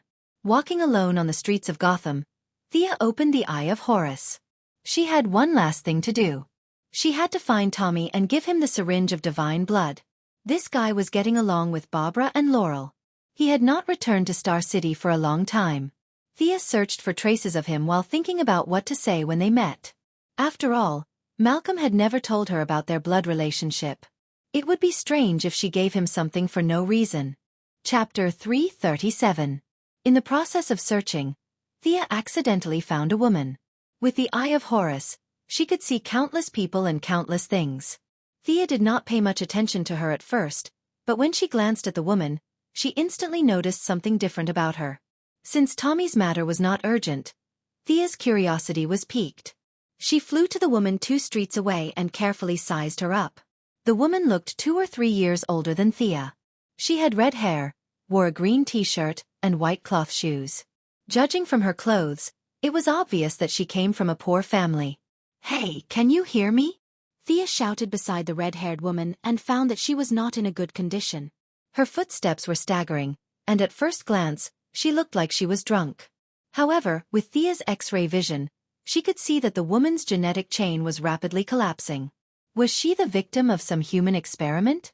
Thea, who had just sent Roy Harper away a few days ago, could not help but think so. The only difference was that she was confident that Roy was the beneficiary, but the woman in front of her had obviously encountered something she was not confident about and had turned herself into a victim. The woman's body was full of vitality, but the intensity of the energy was far beyond the limit of what her genes could withstand. Would he be able to treat this injury? If it was a normal gunshot wound, Thea would not even look at the person dying in front of her. However, the woman in front of her was very strange. She was clearly about to die, but there was still a lot of vitality in her body, which made Thea a little excited. Although she had some guesses in her heart, Thea still took out the woman's ID and driver's license. She looked at the name, Pamela Isley. She was indeed the famous Poison Ivy. She was a female university student who loved plants and graduated from the elite Gotham University. She was an optimistic and kind person who was injected with plant toxins as an experiment subject. After surviving the disaster, her blood turned into chlorophyll, and she had the ability to control plants and secrete hormones to control others. However, Thea carefully observed the condition of her body. She was really far from surviving the disaster. If there was no external force, she would be dead. After experiencing many similar incidents, Thea was somewhat immune to them. Perhaps her existence was the only explanation for her survival? Poison Ivy's abilities were outstanding, and she was also very beautiful. She would be an excellent subordinate, worthy of Thea's personal attention. Thea didn't know how to explain the god's blood to Tommy. She decided to save the people first. After finding an empty room, Thea used her spiritual power to support her and kicked the door open. After a thorough examination, Thea frowned. The reason for Pamela's death was that the plant's vitality was too strong. Too much nutrients was taken in per unit of time, and the body couldn't absorb and convert them, so it could only store them. However, there was a limit to this. Pamela's body was currently at a critical point, and it wouldn't take much more. In another minute, her body would explode from too much energy. Thea took out her magic sword and tested it. The result was bad. Pamela's energy wasn't magic or divine power, but vitality. The magic sword had no effect on it. She lowered her head and thought about all the spells she knew, but none of them worked. If she used light magic, it would definitely add fuel to the fire. Pamela would explode in 3 seconds. What should she do? Thea rubbed her chin. She was really stumped. Should she use dark magic to counteract the vitality of the plant's poison? That would take too much effort. Maybe this will work. Thea took out a small bottle from her space ring. This was the blood that the Court of Owls had taken from Solomon Grundy's heart. The blood had a very strong corrosive property. It was too different from Thea's power system, so she had kept it. She made a cut on Pamela's arm and used her spiritual power to wrap a drop of gray blood into her blood vessel. Suddenly encountering an enemy, the energy in Pamela's body began to fight back wildly, trying to expel the gray blood from her body. However, the gray blood wasn't weak either. It clashed with a large amount of green life energy and didn't seem to be at a disadvantage. However, there was too much green life energy. A tiger couldn't win against a pack of wolves. The gray blood finally ran out of energy and dissipated like gas. It's working. A third of the energy in Pamela's body was used up. Thea dripped the remaining 2 drops into her blood. Half an hour passed. Who are you? Her energy had been temporarily depleted. Although her body was still producing new energy, Pamela had already regained her consciousness. Seeing a stranger standing in front of her, even though she was scared to death, she had no strength left in her body and could only ask intermittently. I'm the one who saved you. You still remember what happened, right? If it wasn't for me, you'd be dead. Thea wasn't bluffing. Although there weren't many people in this world who knew how to heal, there were still a few. However, Thea was the only one who could heal her. I remember. I want revenge, Pamela said through gritted teeth. Very good. Keep it this way. I don't know if you can understand what I'm saying, but I'll only say it once. Your body has been completely transformed by the previous poison. The time of your death has been artificially suppressed by me, but there's not much time left. You need a comprehensive transformation of your body to ensure that you won't die from the poison energy. Thea tried to use concise words to describe her current situation. My body? Pamela forced herself to sit up. She looked at her 2 green arms. The wound Thea had made was still there, but it wasn't blood that flowed out. Instead, it was a green substance. Chlorophyll? Where's my blood? I've become a monster. Pamela covered her mouth. She wanted to cry, but there weren't any tears. My tear ducts are gone. Am I still human? Faced with her question, Thea thought seriously. I don't know much about biology, but from a biological point of view, you're a plant that can walk. However, from a philosophical point of view, if you still believe in the concept of human, then you're still human. Thea's first half of the sentence made Pamela's expression turn ugly, but the second half lifted her spirits. Why did you save me? Pamela asked in a low voice. I saw your ability. Thea's answer was very honest. This made Pamela feel much better. American society didn't encourage selfless help. Gotham's motto was that useless people were only fit to lie in the gutter. Although Pamela was kind, she wasn't stupid. Hearing that her ability had been chosen, she secretly sighed in relief. How do you do this modification? Will it change my body? Thea took out a fake yellow ring. The modification process varies from person to person. During the modification, it will read your true thoughts and strengthen you accordingly.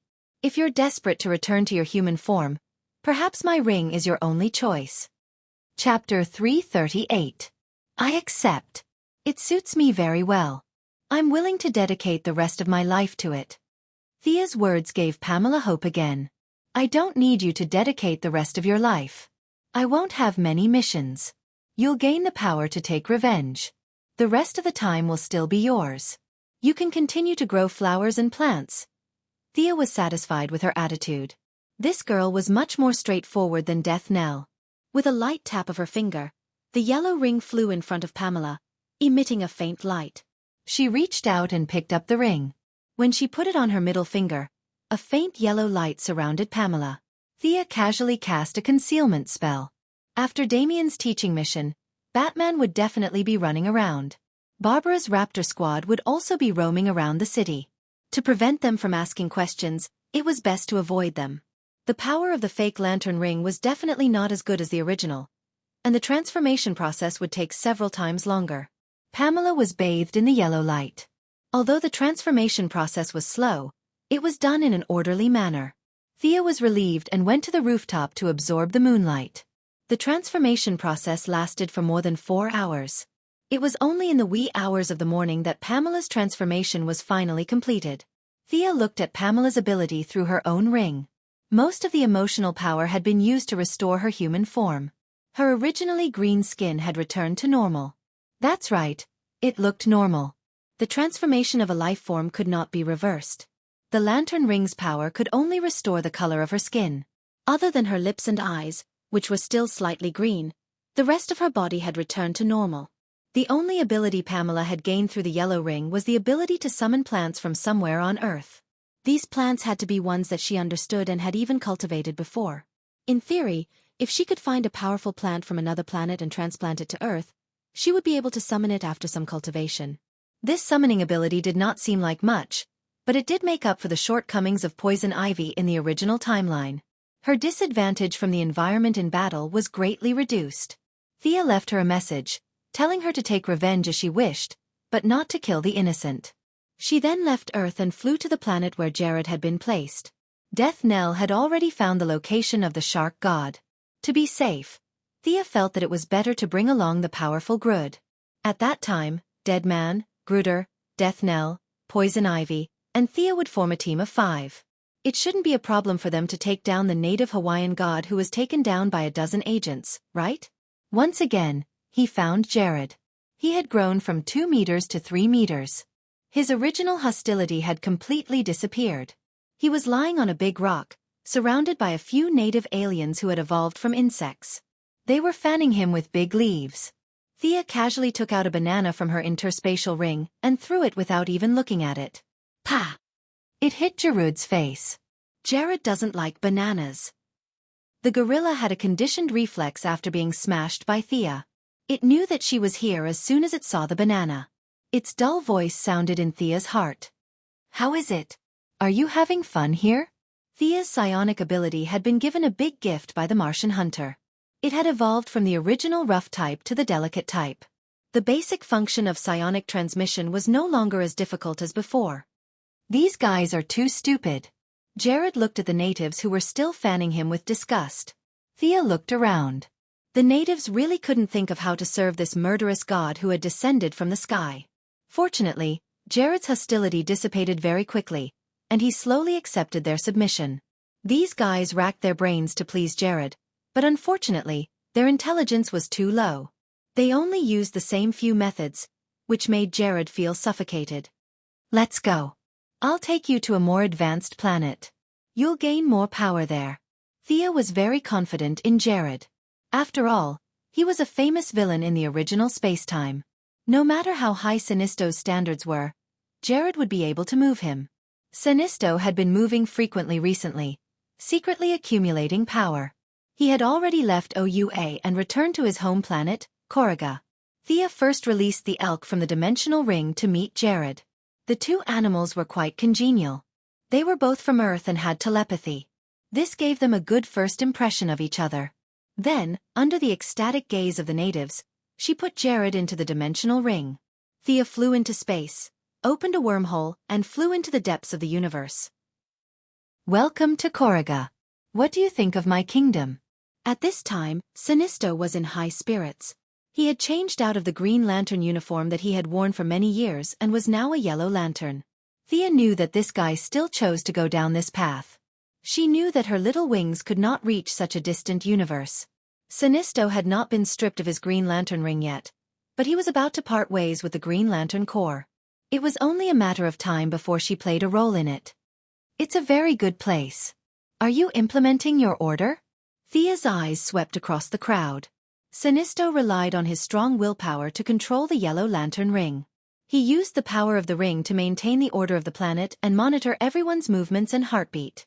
He wanted to give his people an ideal world, but the reality was that his people were afraid of him.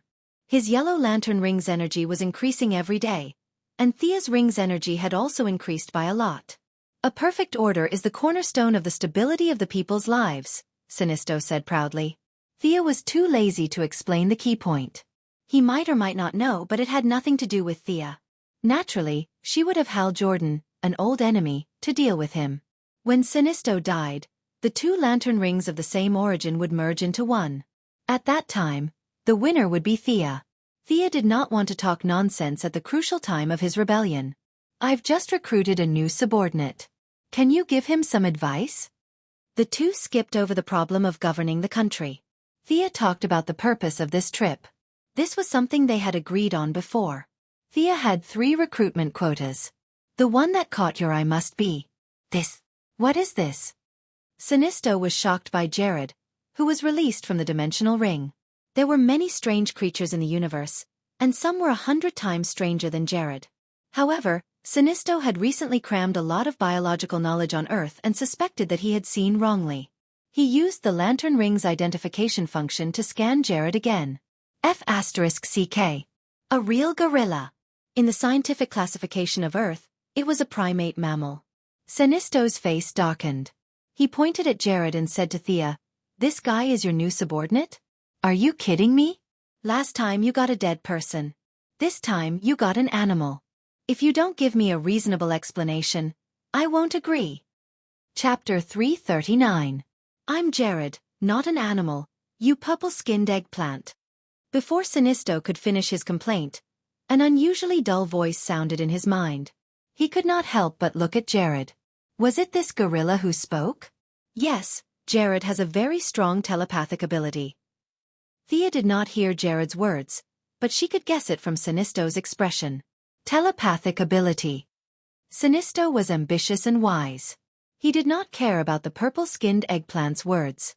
He was measuring the strength of this ability. Originally, Sinisto thought that Grud, who was 3 meters tall and weighed several tons, was a melee fighter. However, he did not expect him to be a psychic. There were many races in the universe that could control their minds. Sinisto had seen many of them, but most of them were physically weak. It was rare to see a psychic with a body as big as Grud. Jared's 2 huge nostrils snorted with dissatisfaction. Sinisto asked Thea, how strong is his psychic control?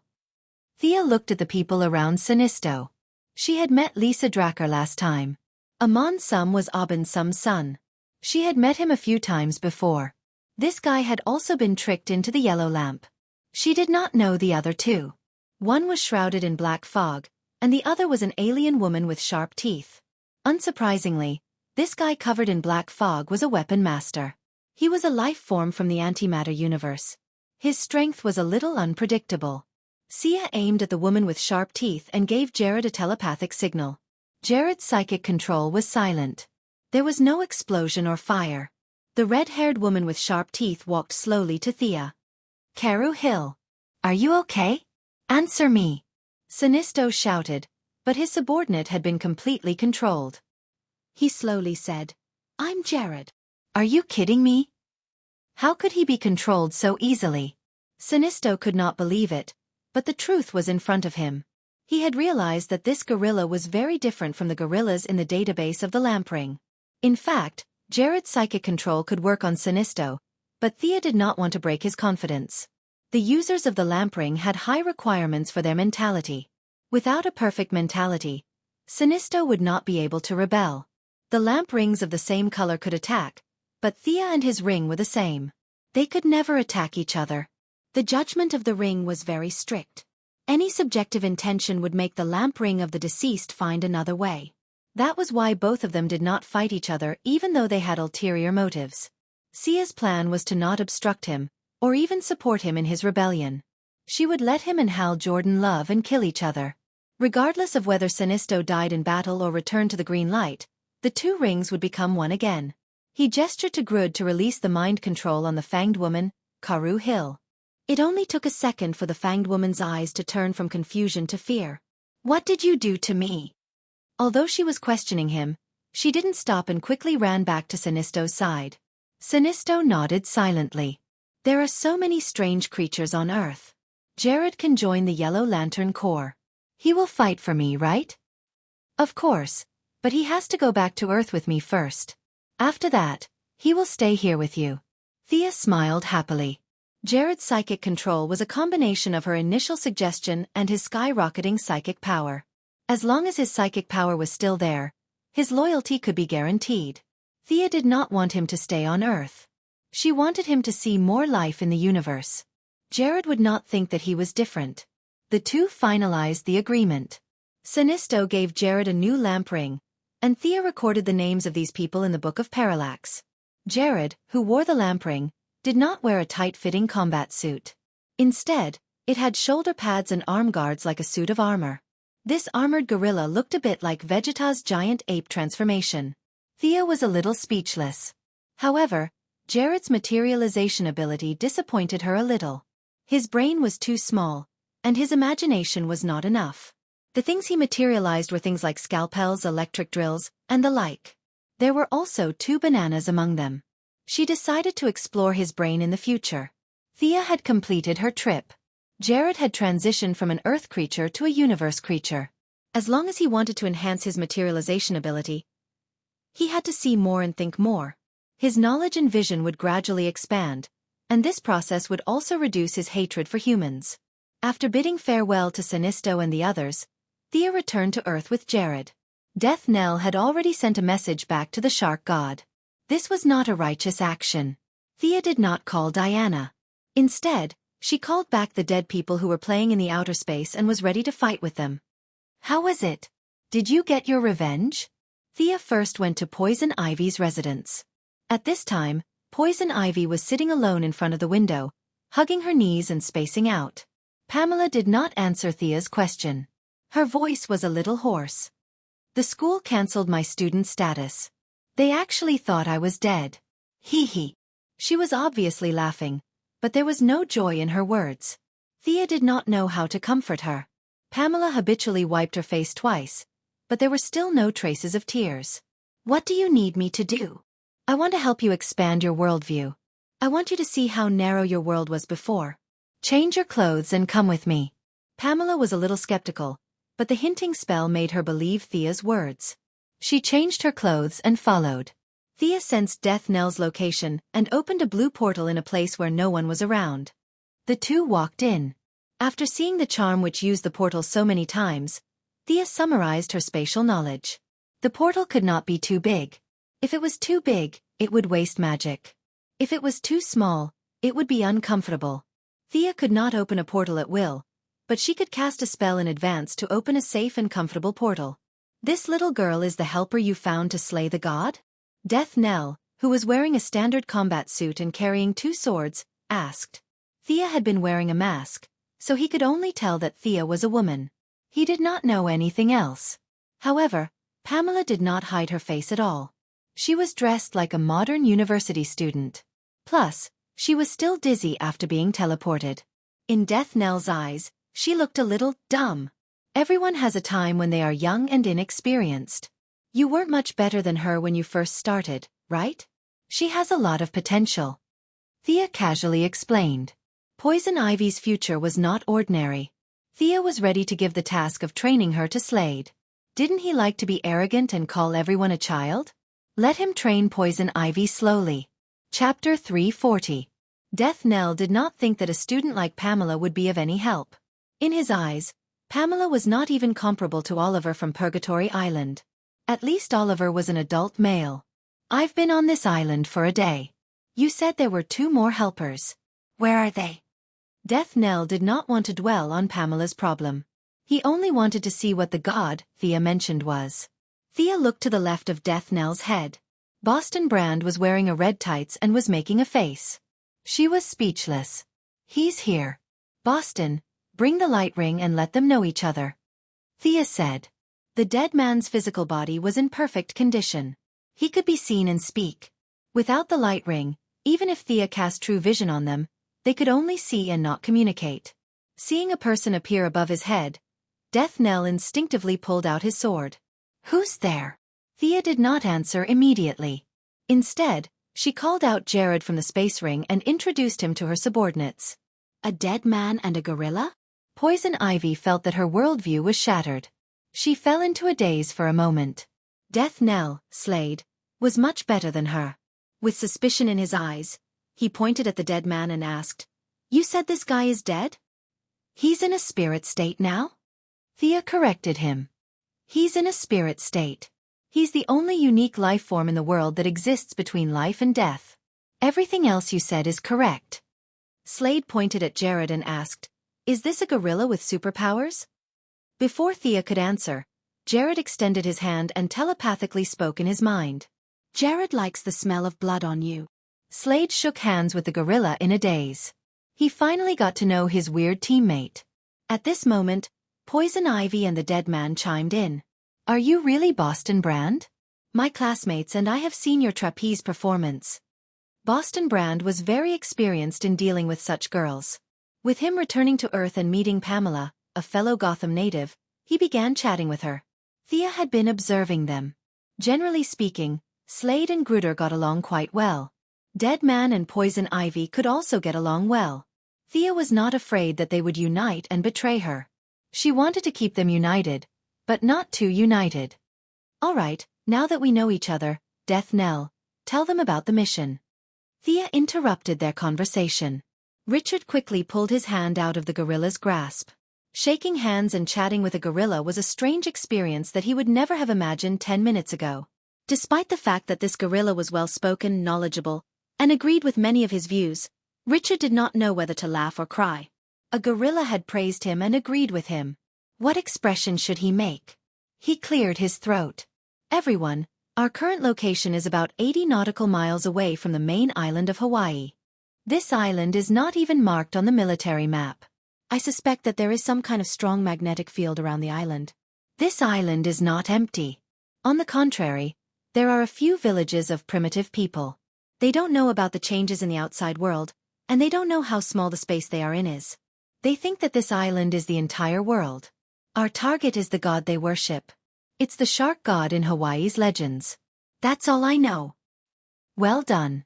It was not easy to gather so much information in such a short time. Thea was not stingy with her praise. Although this god is a god in name, according to my calculations, it should be the weakest level. Divine power is proportional to faith. You may know about the Greek and Norse gods, but have you heard of the Hawaiian gods? Thea was afraid that they would have doubts, so she helped to dispel their doubts. Death Knell was not afraid of anything. He would do anything as long as he had money. Gruder also did not care about the human gods. Not to mention the dead. He was already dead, so who could do anything to him? Only Poison Ivy was still a little afraid. However, seeing that the others did not care, her courage increased. What's the exact location of the target? Thea asked Death Knell. I couldn't get anything out of the language barrier. Death Knell was a little embarrassed. Thea did not comment. The light ring could translate languages, but the language of the hundreds of natives was too primitive, so the light ring did not record it. Due to the language barrier, No matter how good Slade's interrogation skills were, it was useless. He opened the Eye of Horus and quickly found a native with leaves around his waist. He used the Martian hunter's super long-distance mind-reading ability to skip the language barrier and read his thoughts directly. After 2 minutes, Thea cut off the connection and pointed to the west side of the island. This way. The few of them walked along a winding path to the depths of the island. The path was slightly repaired, but the natives' tools were too crude. Usually, no one would walk here, so it still looked very desolate. Are there really gods in this world? Poison Ivy whispered to the dead man floating beside her. There should be. After all, a person like me who is neither dead nor alive exists. It should be reasonable for there to be a few gods, the dead man whispered back. Poison Ivy mumbled something that no one could hear clearly and followed the few of them. Along the way, Thea did not dare to use the Eye of Horus to investigate directly. She could only adjust the route according to the native's memory. This is it. I can already feel the trace of divine power, but it's very weak. Thea led the few of them to the entrance of a huge cave. She was not comforting them, but she felt that the divine power was very weak. Not to mention Diana, it was even weaker than Thea's. Be alert. The enemy has discovered us. Initially, Sia wanted to launch a sneak attack, but she had forgotten that Grud was a big guy. His heavy body made a loud thud as he walked on the road. Unless the guy inside was deaf, it was impossible for him not to notice it. Slade immediately pulled out 2 swords, and a handgun hovered behind him. Poison Ivy was a little nervous. She reflexively summoned a large number of plants. The green plants were under her control, and they grew very fast. In a few seconds, they covered the entire cave. Who dares to disturb the great shark god Kamal? Have you thought about how you will die? Now kneel down and beg for my forgiveness. I can spare you a painful death. Kneel down. Accept this great mercy. In the depths of the cave, a figure sat on a tall stone chair. There were static electricity lingering around the body. With the help of the weak light, they could see that it was a blue giant. The giant had a very anthropomorphic head. There were a few fin-like wrinkles on the top of the head, gills behind the ears, and a mouth full of sharp teeth. He looked at the intruders aggressively. Chapter 341. The giant itself was more than 3 meters tall, and it was sitting at the highest point in the cave. It looked down at them from above. When it saw that they didn't kneel down while trembling like the natives, it was a little annoyed. It slowly stood up. Its blue body was engraved with many unknown patterns. It was from these patterns that the static electricity was emitted, which prevented the cave from being completely dark. Your sad fate has long been decided, you? The giant stood up, but it did not immediately attack. It waved its huge arms, and those who did not know it would think that it was giving a speech. Cut the crap. Kill it. Thea had been observing since she entered the cave. Combined with the glorious history of the original spacetime where this guy was taken down by Amanda's agents, she did not think that this guy was strong. Listening to it talking nonsense, she was annoyed. She was too lazy to guess its ability, so she threw out a chain to bind the giant's feet. Thea did not think too much. She did not know the opponent's ability, so she decided to limit its speed first. After all, there were 3 people on her side, 1 dead man and 1 gorilla. None of them were meat shields that could withstand damage. Gertrude looked big, but in fact, strictly speaking, it was a magician. So, it was a safe way to fight with long-range attacks. The first to respond to her order was Poison Ivy. She controlled countless plants, and she was only a second slower than Thea. The plants that covered the sky and the earth wrapped the giant tightly.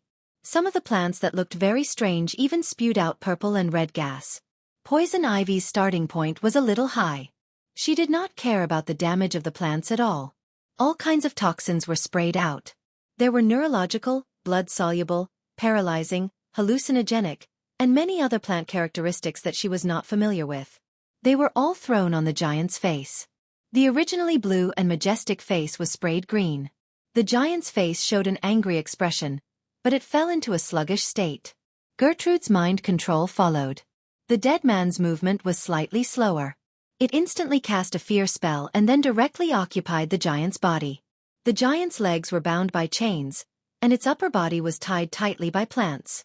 In the spiritual world, Gertrude was desperately trying to control it, and the dead man was also trying to squeeze into its body. Fear was disintegrating its resistance, and the plant toxins were paralyzing its body. Its spiritual resistance was getting weaker and weaker. F***CK. Thea was a little dumbfounded. Her team was very strong. Each of them had a control skill, and this arrogant guy couldn't even fight back. However, they lacked meat shields and characters with high attack power. They would need to work on these in the future. Speaking of which, I don't have to go up, do I? Holding two long swords, Richard looked in the direction of the giant with lingering fear. Poison Vine Lady was still controlling the plants to spray poison. The air was suffused with a green color. No matter how he looked at it, the gas didn't seem to have the effect of strengthening the body. Poison Vine Lady, stop spraying. Thea hurriedly stopped Poison Ivy, who was a little excited. Even though she had eaten the fruit of the earth, she was not completely immune to these messy gases, let alone Slade and Grud. This was not a game, and they could not ignore the damage from their teammates. Huff. Huff. Poison Vine Lady quickly stopped. This round of fear spraying was a big burden on her body. She stopped attacking, put her hands on her knees, and gasped for breath. Thea stood still and watched. She didn't care about the absorption process of the demon sword. It would be troublesome if she absorbed the Poison Vine Lady's toxins. She waited for a while until the giant's body turned from green to blue. Thea knew that this was the body's instinctive reaction. The giant's soul was being controlled, but the body's instincts were rejecting the plant toxins. Here's my chance. Thea took out the demon sword and rushed up with big steps. The demon sword was unsheathed. An ray of light flashed in the dark cave. The sword's spine was suffused with a faint red light. It could feel part of Thea's intention. It was also very excited about being able to taste God's blood. With a muffled sound, the demon sword went straight into the giant's heart. Only this much God power? Thea used her heart to feel the God power transmitted by the demon sword. It was small, weak, and intermittent. She was very dissatisfied. She pulled out the demon sword and stabbed it 3 times in a row. The dark blue, fist-sized God power stopped in her body like a ball of water. Weakling. Thea stabbed it for the 5th time. She couldn't absorb anything anymore. She turned to look at Jared. The gorilla rubbed his chin, and his voice was transmitted to her heart. This guy's soul realm has either suddenly increased greatly and resisted my mind control, or he's dead. The dead man floated out as well. This guy should be dead? Even his soul has dissipated. Too weak. Thea could only come to this conclusion. Maybe this guy's strength and speed were enhanced, but it couldn't be that strong. He was shouting so fiercely. Maybe he was a strong braggart. My subordinate reported that the agents of the Heaven's Eye Society have arrived at the American base in Hawaii. Richard picked up a phone call. He felt that he didn't help much in the battle, so he reported in a slightly obsequious manner. Thea carefully felt the God power extracted. She didn't know if she could extract water element magic from it. But since the Heaven's Eye Society was here, they could only retreat. Erase all traces of our battle. Death Knell, you're a top-notch investigation master.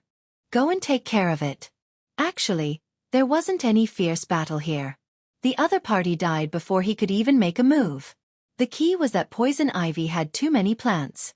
Many of them were obviously not from Hawaii. They had to clean them up. After instructing Death Knell and Poison Ivy to clean up the traces outside and inside the cave, Thea instructed Jared and the dead man to search for any good items nearby. She focused on dealing with the shark god's corpse. Escapades, he looks quite big. Why is he so useless? Thea turned the corpse over and over for a long time. The patterns on this guy's body could be studied, but other than that, there was no other value. Horus was a second-rate god, but this guy wasn't even a second-rate god. Take it back. If there's no other way, chop it up and feed it to the elk and heifers. Thea couldn't think of any use for this corpse. She awkwardly kept it in her space ring. I've caught a captive. But this guy's intelligence is very low. Jared's voice sounded. He walked over with a murloc that was less than a meter tall. The murloc had a shark head and a human body. It trembled as it looked at the intruders. Thea observed it with the eye of Horus. This guy also had some god power in his body, but it was weaker than the guy who died just now.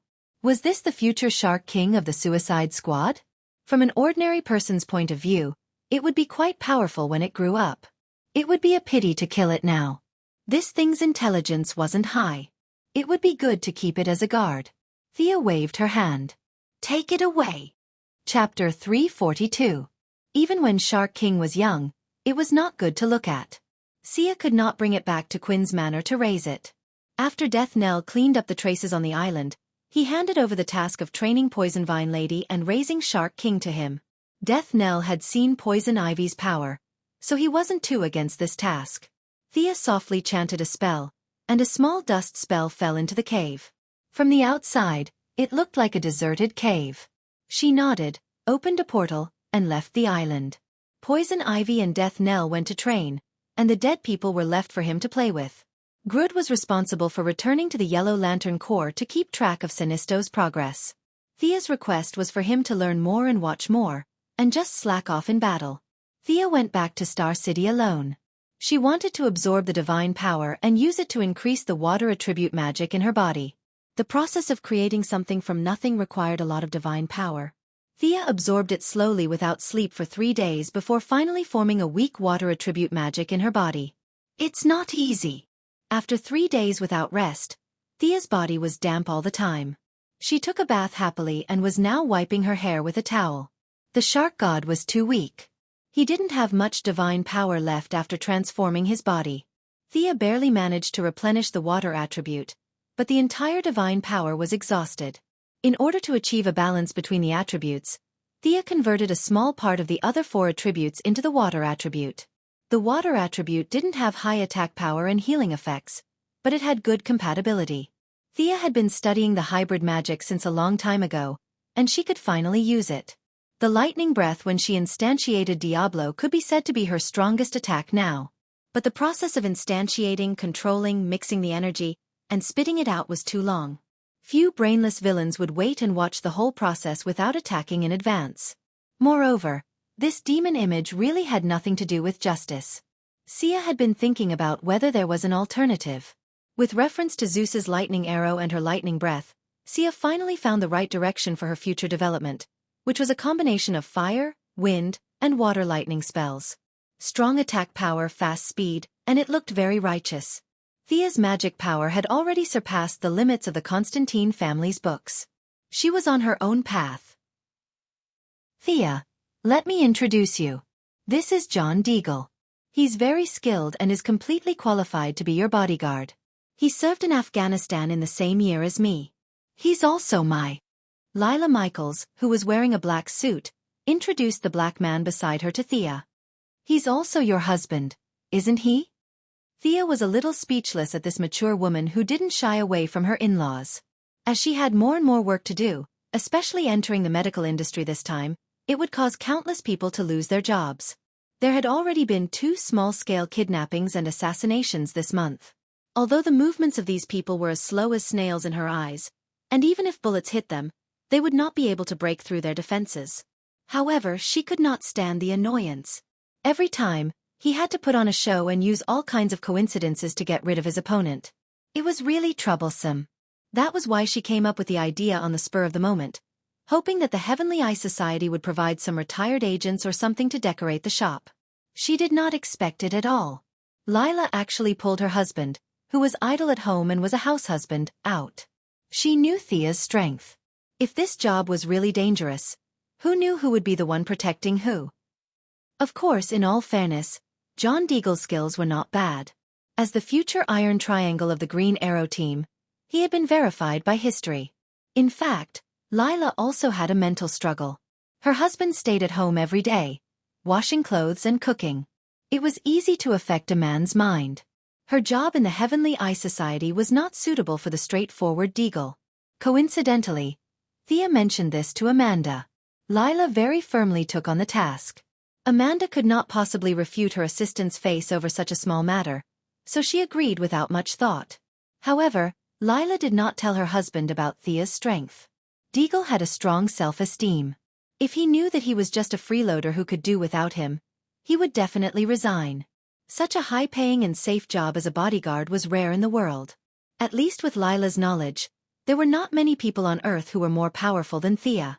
As for her husband cheating on her, she did not have to worry. Although Thea and Diana appeared and disappeared mysteriously, the Heavenly Eye Society still had some information. It was not difficult to analyze the relationship between the two. Her husband was as black as charcoal, so he was very safe. Welcome, Mr. Deagle. If you don't have anything else, from today onwards, you will be in charge of my personal security work. Thea could roughly guess Lila's intention, but there was no need to say it out loud. She herself wanted to hide it, and the Heavenly Eye Society did not want to create any large-scale supernatural phenomenon. It was a good idea to keep all kinds of clowns at the level of ordinary people. I'll start work today. The black man had been idling at home for more than a year. He did not know Thea's strength. He only felt that time was tight and the task was important. He immediately gathered a few bodyguards from the Quinn family and gave them the task. Is that your husband? Thea only asked Lila softly when the black man disappeared from her sight. Haha. Yes. Lila laughed dryly. She was a little embarrassed to take her salary so openly. Thea did not mind. She just felt that her butterfly wings were getting bigger and bigger. John Deagle came to the Quinn family to be their bodyguard.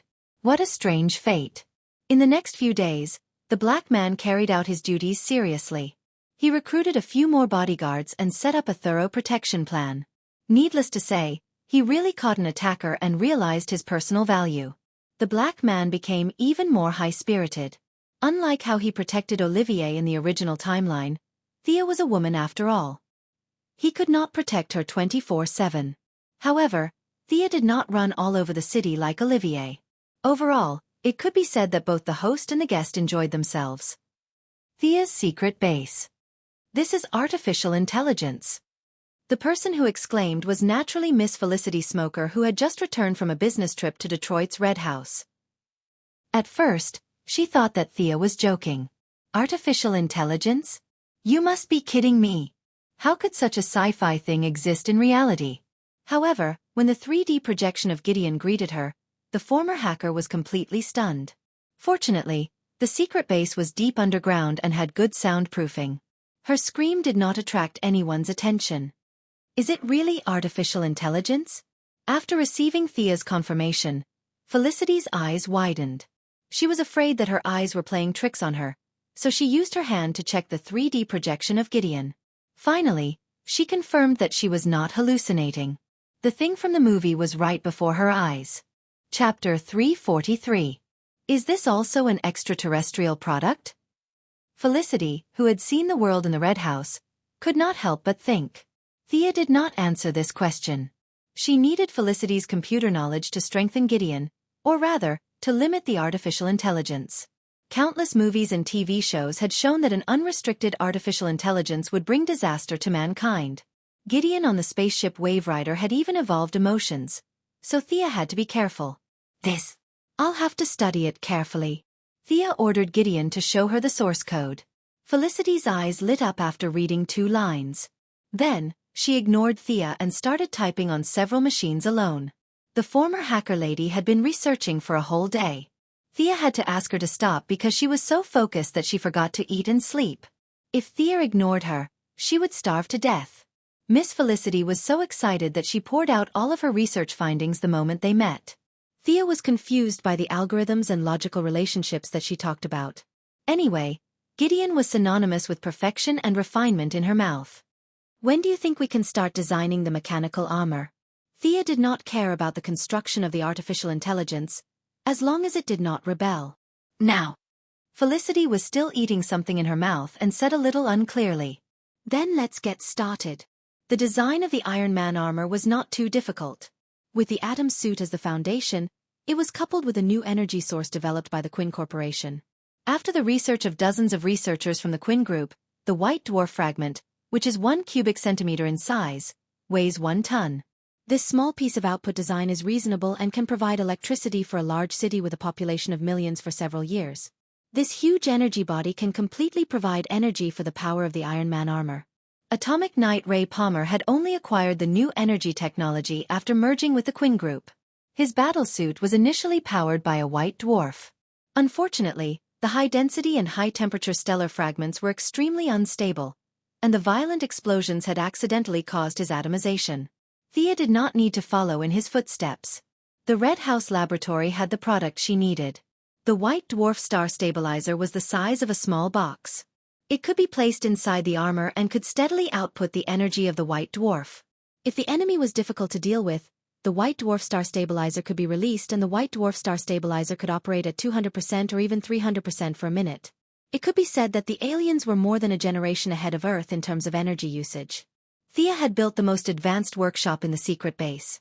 The AI drew the blueprints, and the mechanical arms completed the work. Everything was proceeding in an orderly manner. Her life gradually got back on track. The affairs of the group were handed over to the CEOs to handle. On Mondays, Wednesdays, and Fridays, she studied the magic of feudal superstition. On Tuesdays, Thursdays, and Saturdays, she studied modern science and manufacturing mechanical armor.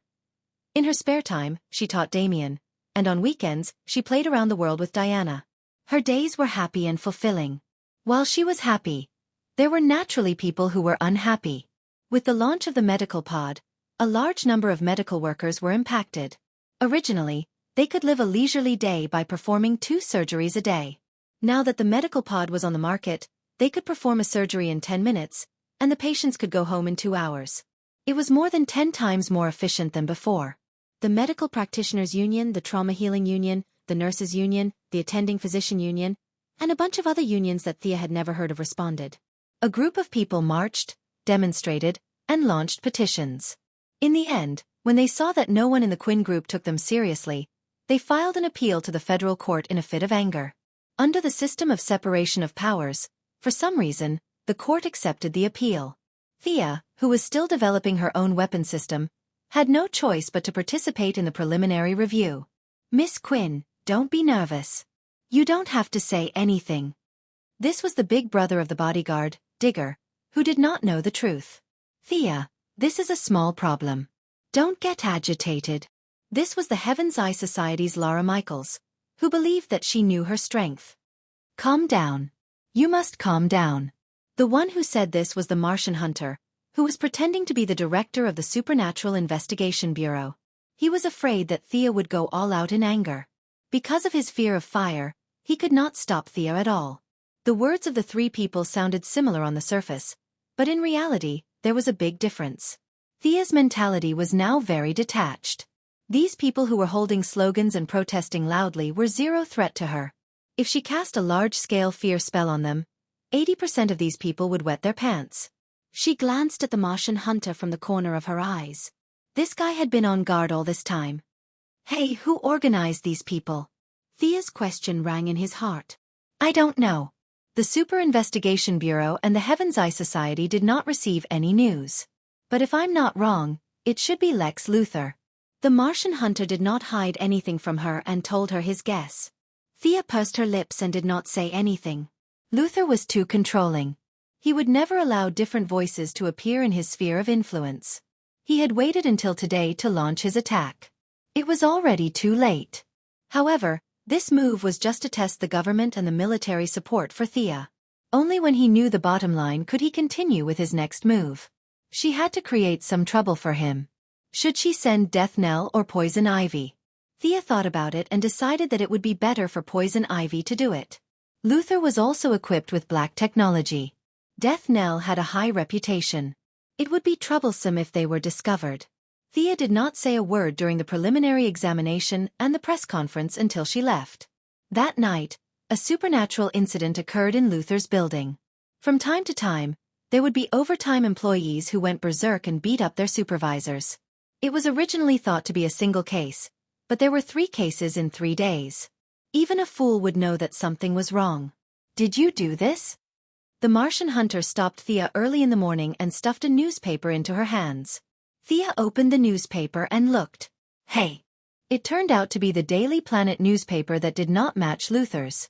The entire front page of the newspaper was news of Luthor Group's crazy exploitation of workers.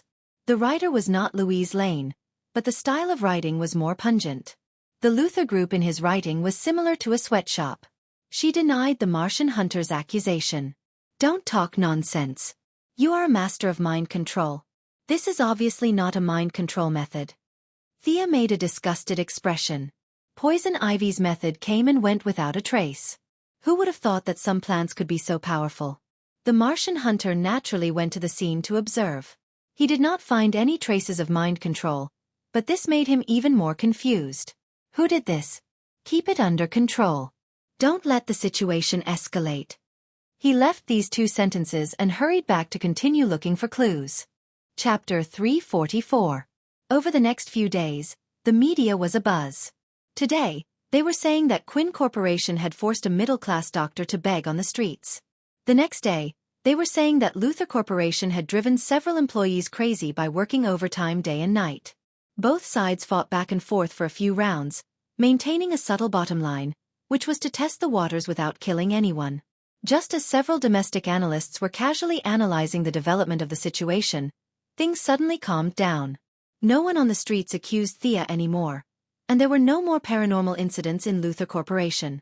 Things were just like the beginning, appearing suddenly and disappearing quickly from everyone's sight. Thea did not participate too much in this matter, because her armor had entered the final stage.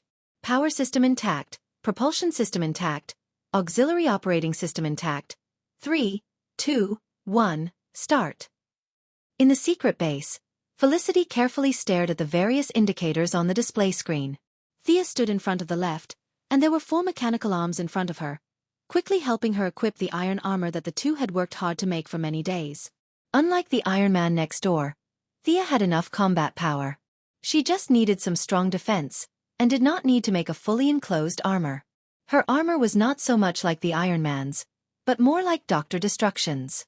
Traditional metals could not be perfectly integrated with magic. Thea thought for a while and finally took out the body of Kamal, the shark god. Disemboweling and chopping into pieces was not enough to describe her brutality. The inner layer of the armor was traditional metal. Auxiliary operating system and energy conduction system were in this layer. The outer layer was Kamal's bones. Although Kamal was weak, he was still a god, and his body still had good magic conduction. Thea engraved a large number of practical magic circles on this layer, such as strength, agility, endurance, and so on. These were all spells that could improve the overall performance of the armor. The outermost layer was made of hafnium metal, which could only be artificially synthesized. Its hardness, melting point, and quality were extremely high. Hafnium metal had the effect of resisting nuclear bombs, and considering several aspects, it was the most suitable material for Thea's armor. There was no need for a full-body armor like the Iron Man's, so naturally, there weren't so many places that needed to be tightened.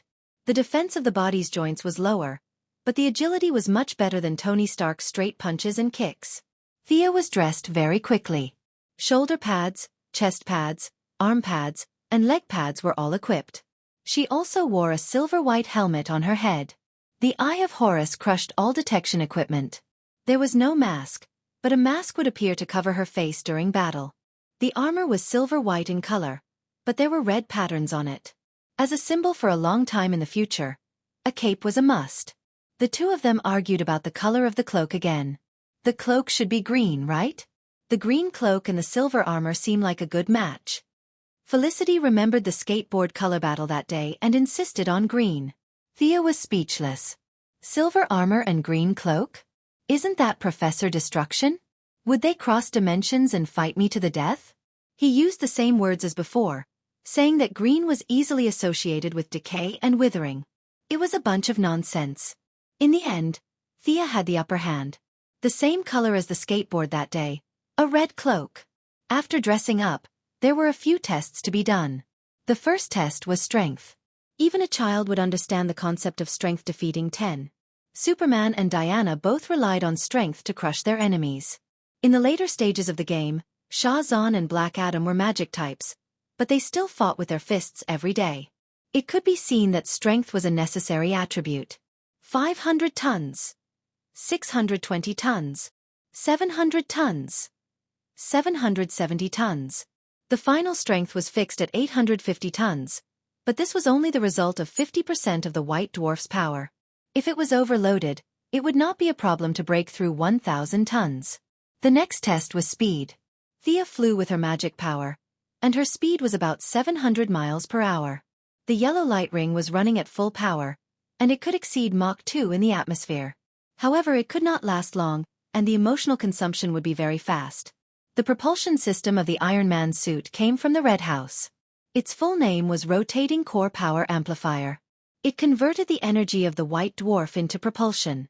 Its speed could be stable beyond the speed of sound, which was Mach 1. It did not look as good as the light ring, but it did not consume any energy. In addition, it had a strong defense and optical camouflage function. In terms of stealth and security, it was better than the light ring. Do you still want to test the weapon system? Thea avoided the satellites, flew a few laps around the vicinity, and returned to the secret base. Felicity asked. Let's try it. With the energy supply of the white dwarf, the frost gun will definitely last longer. They didn't think too much about the weapon system and directly installed the freeze gun, one in each hand. Sia didn't like the white noise cannon in the Red House's laboratory. The cone-shaped sound wave attack had too little lethality. Dr. Sereth Stone covered it tightly. Those who didn't know would think that it was some powerful weapon. After installing the frost gun on the arm, the endurance and firing speed of the frost gun were improved. A 20-square-meter house could now be completely frozen in a second. When Thea's frost gun was used against the Charm Witch, it took half a minute to freeze the house. Before the test was completed, the two accidentally discovered a hidden attribute of the armor. The armor had excellent underwater combat performance. According to Gideon's calculations, the armor could reach a speed of 1,500 nautical miles per hour underwater. It could be said that the armor's speed underwater was faster than the speed in the sky. This was undoubtedly the effect of Kamal's corpse. Thea could not help but think that maybe this guy was not a weakling. From this little data, she could analyze that he might be very strong underwater. It should be known that the fastest underwater person in this world should be the superhero Poseidon. With a divine trident in his hand, his super swimming speed could reach 10,000 feet per second, which was more than 3,000 meters, which was nearly 6,000 nautical miles per hour. Sigh. Thea looked down at the remains of Kamal's corpse. This guy probably died with his eyes wide open. After being beaten by their control skills on land, he did not even have the chance to use his full strength until his death. If it were not for this armor, he would only be left with the title of trash. There was no end to the development of armor, especially when Thea felt that the first armor she had developed with great ambition was actually an underwater armor. This made her a little unhappy. How to quickly equip the armor was also a problem that needed to be solved urgently. The only thing Thea could think of was to use the magic absorption property to complete the armor quickly, but that should be considered for the next armor set. Her defense problem was temporarily solved. The only thing left was the safety of the people around her. Luther had ceased his activities, but the harassment did not stop. Thea instructed Diggle to protect the CEOs of the group. At the same time, she made a small frost gun for Felicity. If the bodyguards were unreliable, this gun would be very useful. Chapter 345. Less than 2 days after the armor was completed, Thea, who was in the middle of her research, was called out for a meal. The person who asked her out was Shadow, the beautiful forensic doctor at the Star City police station. Is your father feeling better? Thea put down her bag and asked casually. He's still the same, but his complexion is much better than before. The two chatted for a while. Shadow looked around and saw that there was no one around. Then, she began to talk about the purpose of the meeting in Mandarin. You want to be a superhero and fight criminals? Thea was a little surprised to hear Shadow's words. A person from an indescribable country came to the other side of the ocean to be a superhero. It was strange no matter how she looked at it. Yes. The crime rate in Star City has been increasing recently. Many criminals were arrested but were released due to lack of evidence. Star City is my home now. I want to help, Shadow said with a serious expression. Thea had heard about this before. Malcolm's departure had created a vacuum in Star City's underworld. Many criminals who had been suppressed by him before were showing signs of re-emergence. In addition, the number of immigrants in Star City had increased over the past 2 years. The conflict between the locals and the foreigners had also increased the number of violent criminals in the city. Recently, the Quinn group had encountered several small troubles, which were inseparable from these people's eagerness to stand out. However, Sia was so busy every day that she really didn't have the energy to fight the criminals. Maybe she's a good candidate? Thea kept looking at Shadow. The little beauty was getting nervous. What's wrong? Why are you looking at me like that? Let's go to my secret base. I'll introduce you to a friend. Oh no. You know her. Thea said something that confused Shadow. Then she pulled Shadow to her secret base. Miss Felicity Smoker. A computer expert. You should have met her before. She's been my assistant. She's been supporting me. This is Shadow. She wants to be a superhero. I think you should cooperate with her. After all, I'm not in Star City most of the time. The two women knew each other before, but they were not close. Now that they shared some secrets, their relationship skyrocketed. Thea waited for them to chat for a while before asking, Shadow, how do you want to fight the criminals? Shadow didn't hesitate at all. I want to inherit my father's legacy. I'll use the bow and arrow. Her tone was resolute. Thea's eyes twitched as she asked with uncertainty, Green battlesuit? Yeah. Thea was completely speechless. Wearing green clothes and using a bow and arrow. Wasn't this the green arrow appearing in advance? Was she going to call herself Green Arrow Girl? Green is good, green is good. Felicity didn't participate in the conversation, but she couldn't help but join in when she heard the topic of green. She even gave Shadow a knowing smile. Shadow was a little confused by her smile, but the gentle Shadow responded with a smile. Let me see your skills, Thea said and threw her a bow and arrow. Shadow fired 10 arrows in a row. She was a little unfamiliar with the first few arrows, but she was able to fully utilize her skills after that. Not bad. Thea gave it some thought. Shadow's archery skills were amazing in the eyes of ordinary people, but in Thea's opinion, her strength, speed, and accuracy weren't enough. Compared to Thea herself, Old Ma, and the future Olivier, she was still lacking. Shadow had a rough understanding of her skills. Father once said that I'm not strong enough. No matter how much I train, I can only reach this level. Try this on. Thea tossed her a pair of gauntlets. This was a transitional product between mechanical arms and steel armor. It could only increase strength and wasn't of much use to Thea. After development, it had been left to collect dust. Ha! Shadow was smart enough to put on the gauntlets.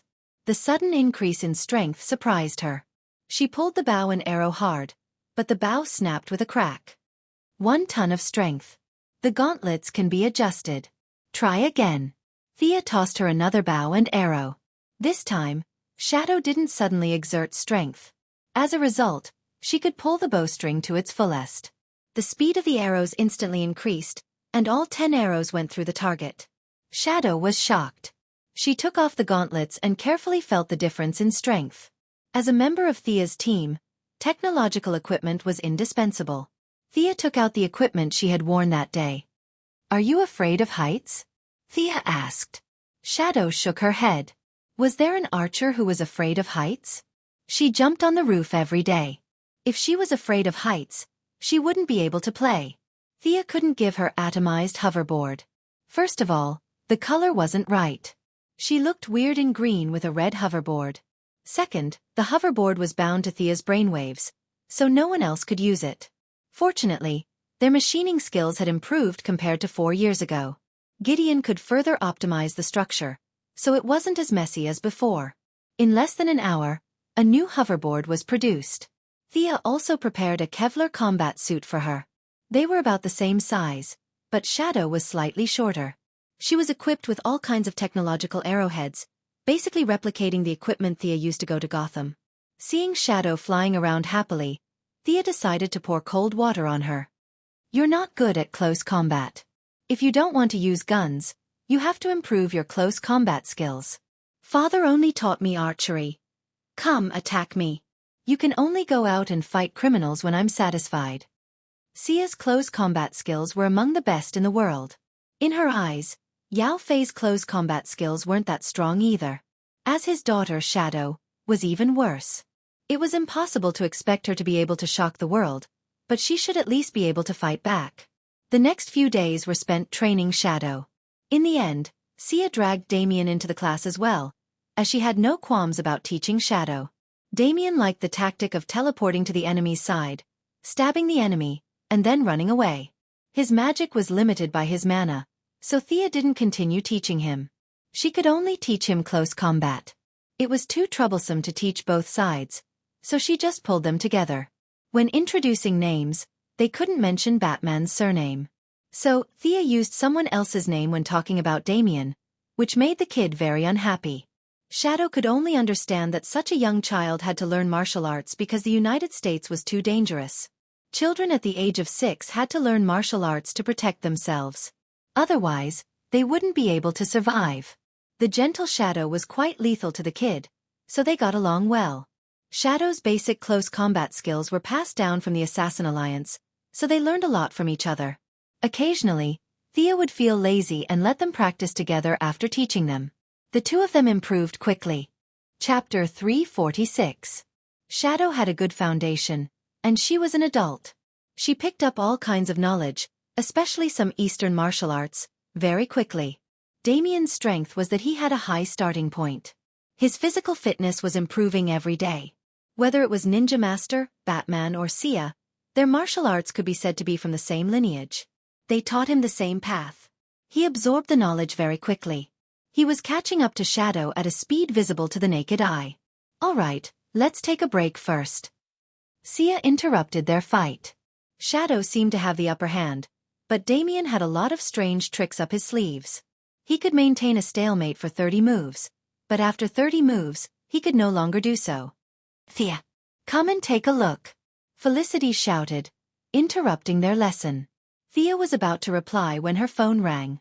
She picked it up and saw that it was a call from an old acquaintance, General Ryan. Before she could say anything, the old general on the other end of the line was already shouting, "Please come to the Ministry of National Defense as soon as possible. Now, as soon as possible." With that, the old general hung up. She could hear that the other end of the line was very noisy. It was like a market, with countless people arguing and discussing. "What's going on?" Sia muttered in a low voice. General Ryan's dream of being the Minister of Defense was shattered. Perhaps it was because his reputation for human experimentation was really bad. The new Minister of Defense was General Swanwick, a general who had commanded the American army in many battles. An unidentified flying object is approaching Earth. The Quinn Corporation's satellites have detected that it has entered the moon's orbit. Felicity gave the answer. Aliens are here? Thea's first reaction was that aliens were here to ask for an explanation. She had done a lot of good things recently, such as using the medical pod as a reference and throwing the evil gorilla out to destroy other people's planets. But how was that possible? Thea coughed and told them to watch the house. She put on the yellow light ring and flew to the Ministry of National Defense. There were not many people in the office, but Thea knew them all. The new Minister of National Defense, General Swanwick, General Ryan, Amanda, and the Martian Manhunter, who was disguised as the director of the Supernatural Investigation Bureau. "What is it?" Everyone in the room knew her identity. Thea took off her mask and asked the new minister sitting at the head of the table. The new minister was a black general. Thea had never spoken to him before. When he opened his mouth, his voice was extremely powerful and straightforward. 5 minutes ago, a spaceship from an extraterrestrial civilization entered the moon's orbit. They asked us to hand over an alien hiding on Earth. I think you're the most knowledgeable person on Earth about aliens. How do you think we should respond? General Swanwick felt a headache coming on. To run into something like this right after taking office was beyond unlucky. Fortunately, he knew Thea and hurriedly asked her to come up with an idea. Thea scratched her head. There were too many aliens on Earth. Which one were you looking for? Don't talk about the ones far away. There's one standing in our house right now. After deliberating over his words, he asked, "Mr. Minister, did the other party mention the planet? Does he have a name?" The people in the room tried to recall. He didn't mention the planet. He only mentioned that the leader was called General Zod. The one who answered her question was an old acquaintance, Amanda. General Zod. Thea let out a long sigh. He was definitely not here for her. He wanted to ask for the Martian hunter's opinion. However, many important buildings in the Pentagon, including the Heaven's Eye Society, were equipped with anti-clairvoyance and anti-mind control technology. Her telepathy was completely ineffective here. After thinking for a while, it seemed that there was nothing she couldn't say. I've heard of General Zod's name. He should be a Kryptonian. Krypton is 271,000 light-years away from Earth. Their planet exploded more than 30 years ago. Some say it was the end of the planet's lifespan. Some say it was the invasion of advanced artificial intelligence. Thea was counting on her fingers to calculate the reasons for Krypton's destruction. The Black Minister quickly interrupted her. He didn't care who blew up the planet. He only wanted to know how powerful the enemy was. Miss Quinn, I'm very pleased that you're so knowledgeable. But what I want to ask is, do they have any intention of conquering Earth? As far as I know, General Zod was a stubborn pro-war when he was on their planet. He had destroyed many civilized planets and believed in the law of the jungle. He was a veteran who was good at war. Thea didn't hide anything and told him everything she knew. General Swanvik's heart sank when he heard that. He had dealt with the Iraqis and Afghans by following the law of the jungle. If he put himself in their shoes, it wouldn't be difficult to guess what they were thinking. His mind was in a mess, but he still pretended to be calm. Can you negotiate with them? I don't expect any results, but at least we can express our wishes. Thea pursed her lips. What wishes? Isn't it just surrender? She pretended to be righteous and said, I'm willing to go, but you'd better come with me. I can only act as a driver and translator. I can't represent the country. F***CK. What you said made sense. The high-ranking officials in this room usually represented this and that, but when it was time for them to represent the country, they all shrank back. What a joke. Why would they go to an alien spaceship to negotiate? Even their ashes wouldn't come back. The people who usually bragged about how powerful they were all speechless. They all lowered their heads, afraid that they would be called to die. General Swanvik also had a headache. The president was hiding in the basement, and he had full authority to deal with the outside world. He also had to command the scene, so he shouldn't go. He looked around, and no one dared to look at him. The Sky Eye Society and the Supernatural Investigation Bureau were not qualified to represent the country. After thinking for a while, he said, I'll go with you. Minister, don't. Minister, please reconsider.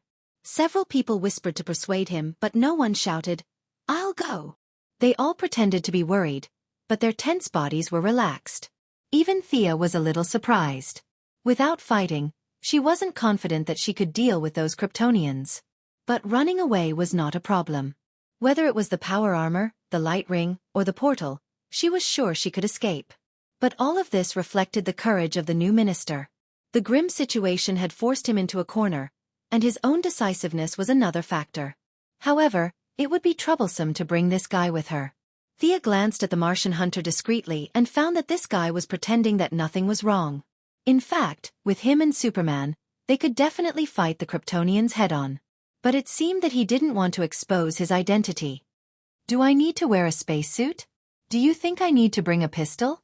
The minister was about to say his last words. He asked Thea and told his secretary to hand over the things in the office to his wife if he didn't come back. Chapter 347. Should I use a spacesuit or not? Thea thought for a moment before she conjured a respirator and handed it to him. This respirator is modeled after the planet Korriga. It can handle the air in most parts of the universe. General Swanvik touched the thing that looked almost tangible. He was amazed. How are we going to get up there? Wait for me to make a plane. Thea tried to look into the distance. The enemy spaceship did not have space-limiting technology. Opening a portal was the fastest way, but he did not want to expose his ability in front of so many people. To show his identity as an Earthling, he conjured an F-22. Come in. Thea waved at the black general. Does this thing have a firepower system? General Swanvik was familiar with his own plane. He habitually got into the plane and fumbled around. Suddenly, he remembered something. It's all in your imagination. It's all fake. Thea knew what these people were thinking and immediately dismissed the idea. Sit tight. Let's go. Someone had already opened the roof of the office. The layered, purely mechanical structure was claimed to be able to withstand the attack of medium-range missiles. Thea took control of the plane, rose vertically, and flew directly to the moon after it was a kilometer above the ground. The experience of flying out of the atmosphere was a bit exciting for the minister, but his emotions were quickly replaced by a deep fear. He pretended to be calm and asked, They won't attack first, right? No, they won't. Thea answered without hesitation. In fact, she did not know. She was just judging from her impression of Zod.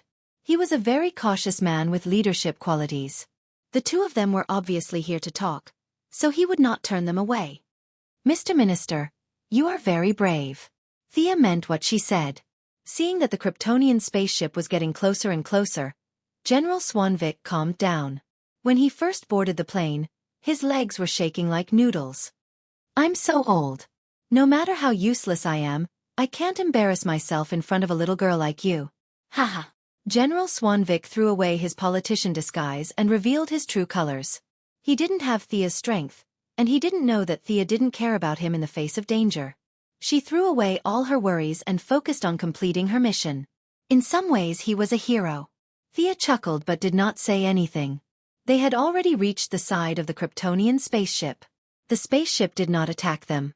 Instead, it opened the cabin and motioned for them to enter. The spaceship was not small at all. Thea steered the aircraft into the cabin and began to look around. The Kryptonians had a very advanced civilization. If they did not seek death by themselves, with their physical fitness and technological level, they would definitely be a powerful force in the universe.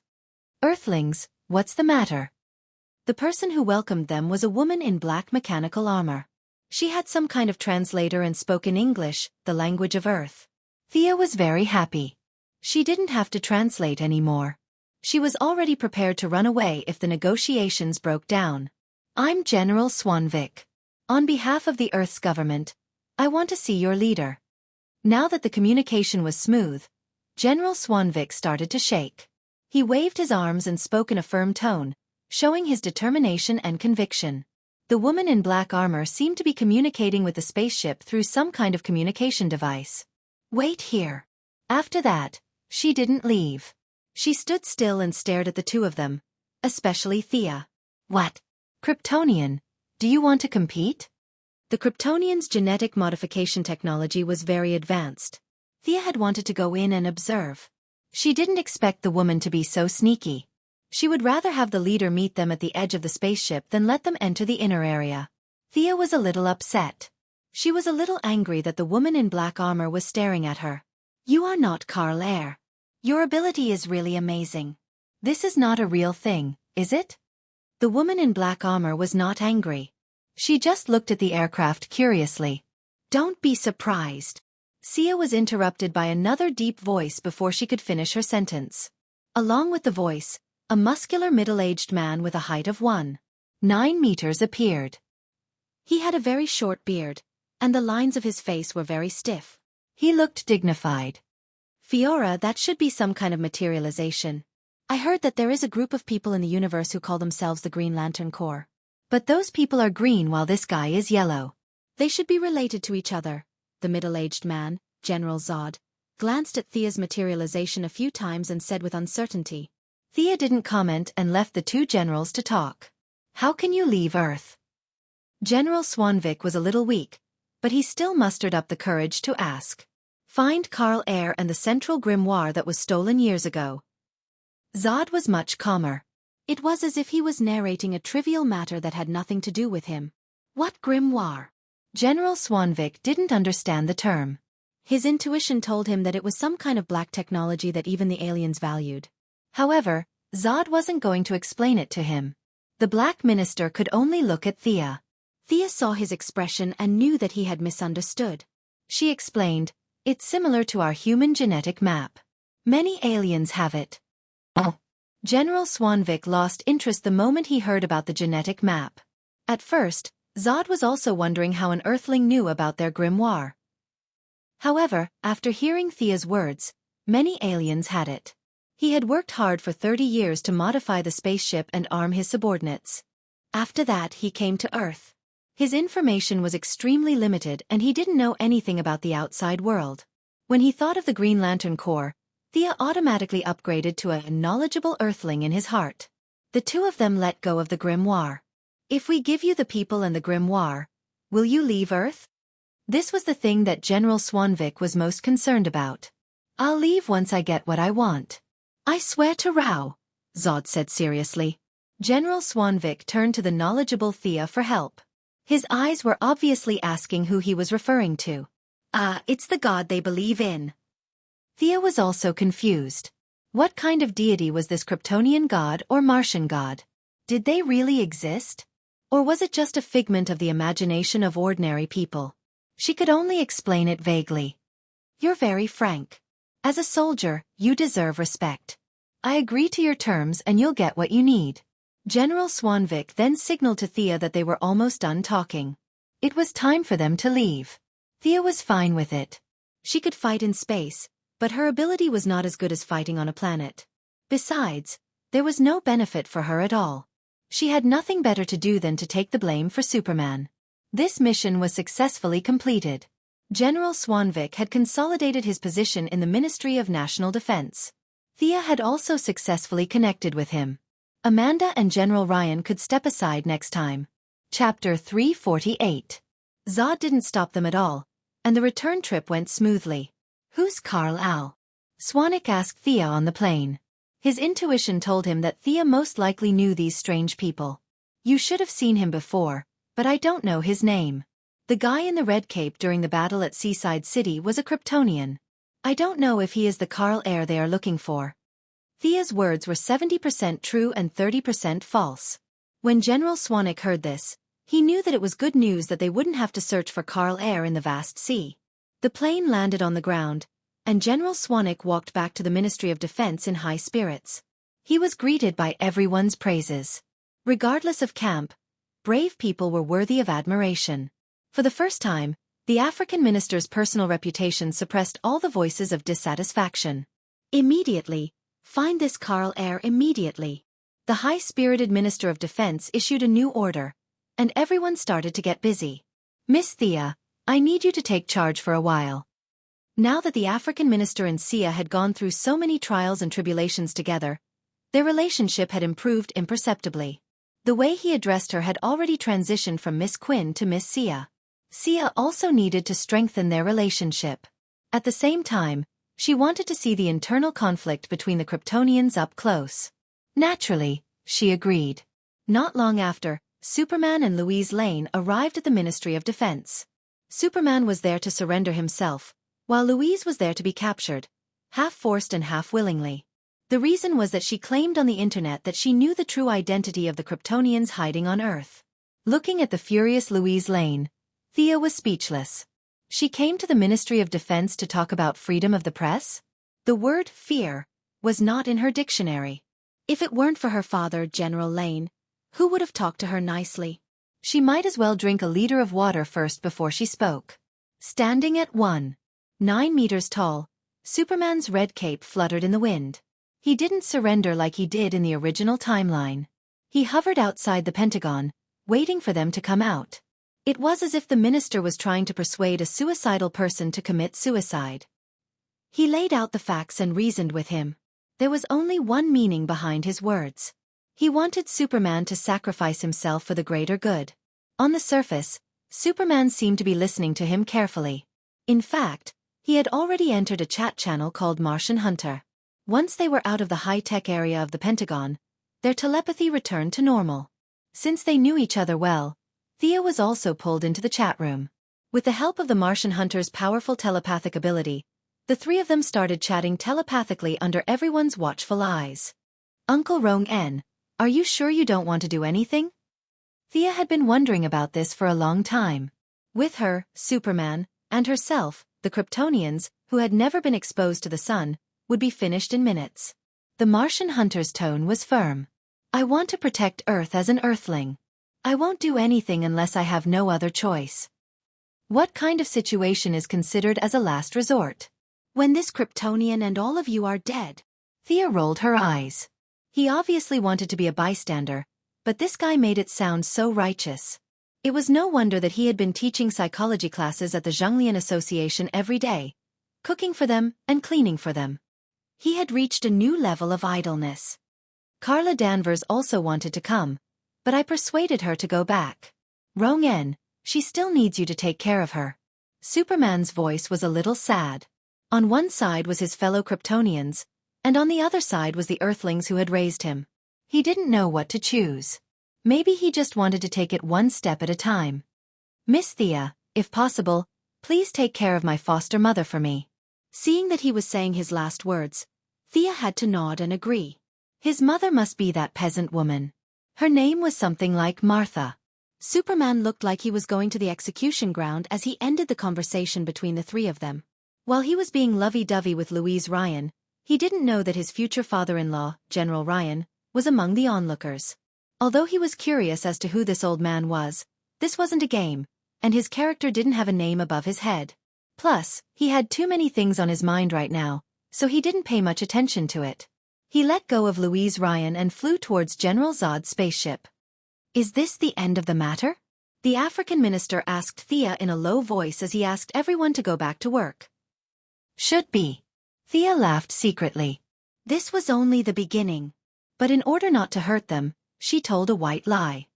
Where is the grimoire that they want? The African minister suddenly remembered this. Thea shook her head, indicating that she didn't know. However, the minister reminded her that the Kryptonians' biotechnology was at the peak of perfection. The genetic makeup of their people had reached a perfect level. From a certain point of view, they were man-made gods. Superman's father injected the genetic map into Superman's blood and combined it with the device on the Kryptonian spaceship. Both the blood and the device were indispensable. In the original time, Zod was so sad when his spaceship was destroyed by Superman. He felt that the hope of Krypton had been destroyed. Maybe she should make a copy of this data in advance? Their genetic technology was not very useful to her. But even if it couldn't help her, it would still be beneficial to Moira, Malcolm, and the others. But these things could only be done secretly. She couldn't let these politicians know. Thea was secretly planning her plan. Time was also slowly moving forward. Sir, 2 small spaceships have entered the atmosphere. A lieutenant reported. Calculate their landing point. General Swanvik hurriedly asked. These aliens would go back on their words after getting the item. At the same time, he felt lucky. If they landed in another country, he wouldn't have to worry about them. But the lieutenant's next words shattered his fantasy. Sir, the landing point is in Kansas. Ouch. General Swanvik's expression was as if he had eaten expired food. His face instantly turned yellow. Was it too late for Kansas to become independent? I'll go take a look. Thea didn't wait for him to speak. She took the initiative to accept the mission. If she remembered correctly, Zod and the others were looking for the alien spaceship that Superman had when he was young. She had promised Superman that she would take care of his adoptive mother. No matter what, she had to do something. Kryptonians. Humph. Thea felt her fighting spirit rising rapidly as she flew. She wanted to test the combatability of her new armor. Thea finished changing her armor while accelerating. A silver armor with a red cloak covered her body. General Zod had entered through the atmosphere, while she had flown over from Washington.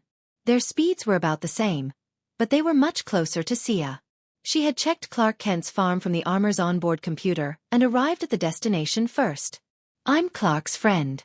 Old lady, you should hide first. The enemy will be here soon. Thea took off her mask and waved to Martha Kent, who had mustered up her courage to come out to investigate. The old lady didn't know what was going on, but she still ran away with the dog. Chapter 349.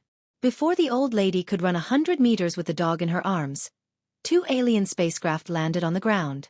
General Zod and Fiora walked out.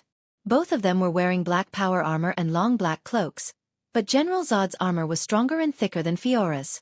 He first looked at the surroundings before turning back to look at Sia. Sia's armor was completely different from the yellow light battlesuit, but with the unique aura of a powerhouse, the two still recognized her. Earthling, it seems that you want to fight us? General Zod's stern face had a hint of contempt. I'm afraid you don't understand our true strength. I have conquered countless low-level planets like Earth in my lifetime. Thea laughed with her hands on her hips. Kryptonian, let me tell you something. I have been all over the universe. I have grazed cows in Korriga and fought in Ura. You Kryptonians have only conquered a few galaxies around you. There are 3,600 sectors in the universe. Do you know which sector you are in? Remember, you are in Sector 2813, the neighbor of Sector 2814 on Earth. Next time someone asks you, you can answer him loudly. Haha. After that, she looked at General Zod as if he was a country bumpkin. What the F***CK? General Zod's face darkened. He was half angry and half ashamed. The Kryptonians had always thought that their civilization was advanced. Every time they conquered other planets, they looked at the local natives as if they were mentally retarded. Now that the situation had been reversed, General Zod felt extremely uncomfortable. He felt like he had just been F***ed up. However, He did not have the words to refute because he was not sure if Thea was telling the truth. The light ring could open up unlimited wormholes and warp between different regions. Although their spacecraft could also open up wormholes, it required a lot of energy, so they would not do it easily. They had landed on the surface aggressively, but now they were treated as country bumpkins. Their momentum was weakened by 20%. I don't want to argue with you. Hand over the grimoire. General Zod was not a person who was good with words. He used to look down on the people of Earth, but now he did not mention it. He only focused on the matter of the grimoire. Thea was also a little puzzled. She remembered that in the movie, after Superman walked into a trap and was caught, his blood was drawn and his memories were read. However, he quickly caught up with them. She had been talking nonsense with them for a long time. But where was Superman? Is it because Louise Ryan didn't board the spaceship? Was that why he took so much time to escape? If he hadn't come to Kansas, wouldn't his adoptive mother be dead for sure? Exhaling a mouthful of turbid air, the white dwarf star converter on his chest began to violently output energy. The magic runes on the inner layer were all lit up, and the large red cloak fluttered even though there was no wind. There was a hint of heaviness in the air. Show me what you're made of. As soon as Thea finished speaking, the thrusters under her feet abruptly kicked off, propelling her body high into the air. She drew an arc in the air and threw a punch at General Zod. General Zod roared and gathered all the strength in his body to counter her attack. Bang! There was a muffled sound, but there was no electricity or explosion. This was a pure physical confrontation. With the two of them as the center point, the shockwaves spread in all directions. Clark Kent's lawn and wooden house were all shattered. A red pickup truck was directly sent flying, rolling more than 30 meters before it fell to the ground. It was not surprising that it was scrapped. Thea did a backflip to eliminate the impact of the opponent's punch, while General Zod took a step back. The opponent's punch strength is 1,020 tons. Our armor withstood 95% of the reaction force. There are slight cracks on the right arm. 37% of the armor is damaged. Gideon, who was acting as the assistant control system, quickly scanned the damage of both sides. What a cheat-like race. They had never been exposed to the sun for a day, and yet they had such great strength. It was not wrong to say that they were gods who walked on the ground. I'll hold her back. Fiora, you go and get the grimoire. The fierce confrontation between the two of them destroyed the Kent family's wooden house. The spaceship that Superman rode in when he was young was particularly eye-catching among the debris. General Zod jumped up high and launched a fierce attack on Thea. At the same time, he shouted loudly to remind Fiora. You'd better come and help your general. Thea sprayed a large amount of frost on the path that Fiora had to pass through. No technological armor could ignore absolute zero. Fiora was also very knowledgeable. She paused for a moment, allowing Thea to grab her by the arm and throw her towards General Zod. Strictly speaking, General Zod was not a bad person. Moreover, he was a general now, and he only had a few subordinates. There were only 10 of them in total. It was fine to call him General Zod, but it was also fine to call him Captain Zod. Naturally, he could not kill his loyal subordinate with a single punch.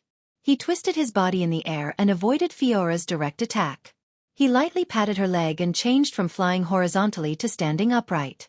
Fiora cooperated with him very well. She nimbly did a 180-degree turn in the air and landed on the ground again. The two of them tacitly exchanged glances and pounced on Thea together. Thea blocked Zod's whip kick with her left fist and grabbed Fiora's wrist with her right hand. Fiora pulled out a dagger-like short sword and stabbed and slashed. It was completely different from the martial arts on Earth. There was no difference between real and fake moves. Every move was ruthless and merciless. Thea's armor, which could withstand the bombardment of a nuclear bomb, was scratched by her. Unknowingly, Thea's attention was attracted by Fiora. Fiora's martial arts were very elegant. It had a kind of dance rhythm. However, there were fatal attacks hidden in the beautiful martial arts. Zod was the exact opposite of her. He used the traditional fighting style of the Kryptonians. He relied on his strength, speed, and abundant stamina. He was not afraid of getting tired and would seize any opportunity. Thea's individual strength was slightly weaker than Zod, including her armor. If it was a fair fight, it would not be a problem for her to fight for dozens of rounds. However, with Fiora, who was not much weaker than her, it was a little difficult. Thea had to rely on the freezing air of the frost gun to obstruct Zod's attacks. The surrounding temperature dropped visibly. Zod and Fiora's armor inevitably became a little sluggish. Damn it! Where the hell is Superman? Should I leave now? Thea was a little depressed as she punched Zod again. Huh! What she did not expect was that Zod did not use much strength in his punch. Instead, he borrowed the force of her punch and flew into the wooden house behind him. Thea was just about to chase after him when she saw Fiora rushing towards her as if she did not care about her life. The dagger in her hand flashed with bright electric arcs. The dagger could cut through armor without electric arcs. Now, the electric arcs were definitely not for decorative purposes. Thea did not know the power of the dagger, so she did not dare to take it head-on. She dodged 2 consecutive attacks. On the other hand, Fiora had completely given up on defense. Every attack was aimed at her vital points. It was not difficult to guess what she was thinking. She was trying to stall Thea. No! The central grimoire is not here. General Zod shouted as he jumped out of the wooden house wreckage. He looked at Thea immediately. Did this earthling know something?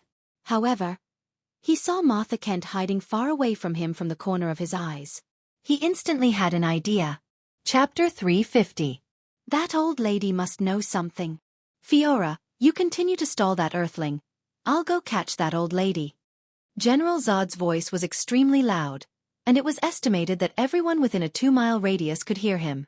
This was where his brilliance lay. He could not only inform his subordinates of his purpose, but also cause trouble for Thea's actions. Zod did not believe that the other party had come all the way here to protect an earthling's old lady. This was a blatant conspiracy, and Thea was indeed affected as he expected. That old lady didn't go far. Thea was superior to Fiora in terms of martial arts and strength. At this time, she already had the upper hand, and Thea had already knocked away the dagger that was emitting electric arcs. Hearing Zod's sudden shout, Thea was really shocked. This American old lady was really not afraid of death. She's not running even after such an earth-shattering fight? She kicked Fiora away and turned her head to look at Martha Kent's position. Oh my God! She saw the old lady hugging a dog and hiding behind a big tree. She was observing the battlefield with her hand over her eyes. She actually thought that running 300 meters away would be safe? Thea saw that Zod was about to rush forward, and she did not have time to deal with Fiora.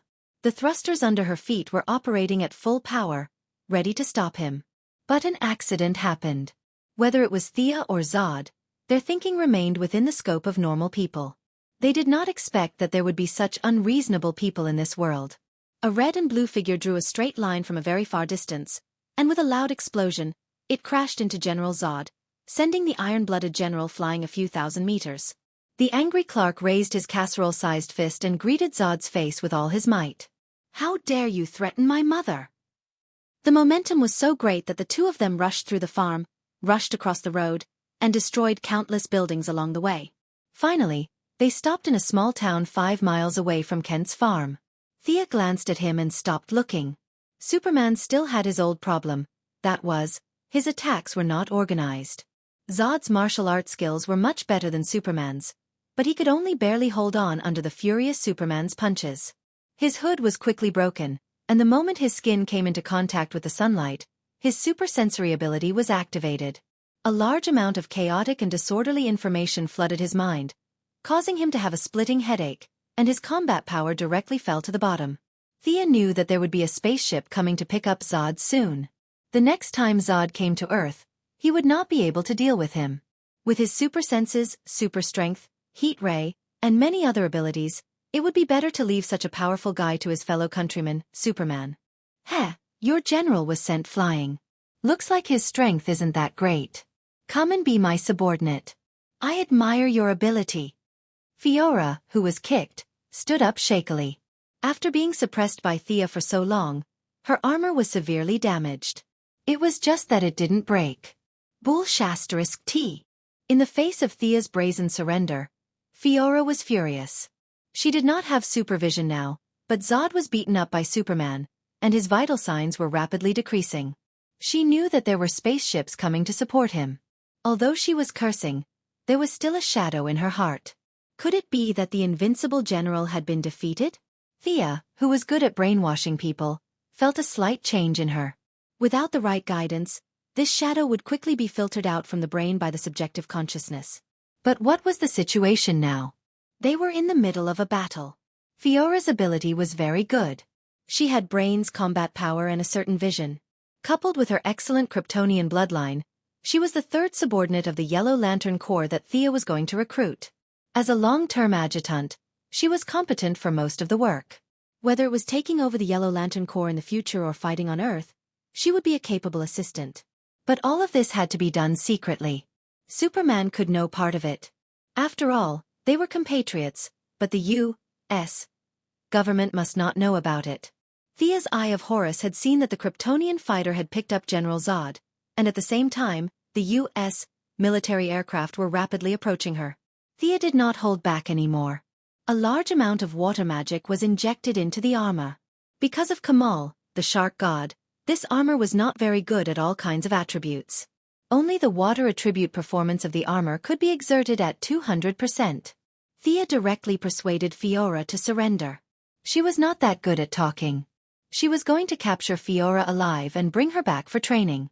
But Fiora's combat power was not ordinary. She was not a watermelon that could be picked casually. Plus, the U.S. military was approaching, and there was not enough time. If it was before, Thea would have no choice but to give up and wait for the next opportunity. But the passive attribute of this armor gave her a new option, and that was to fight in the water.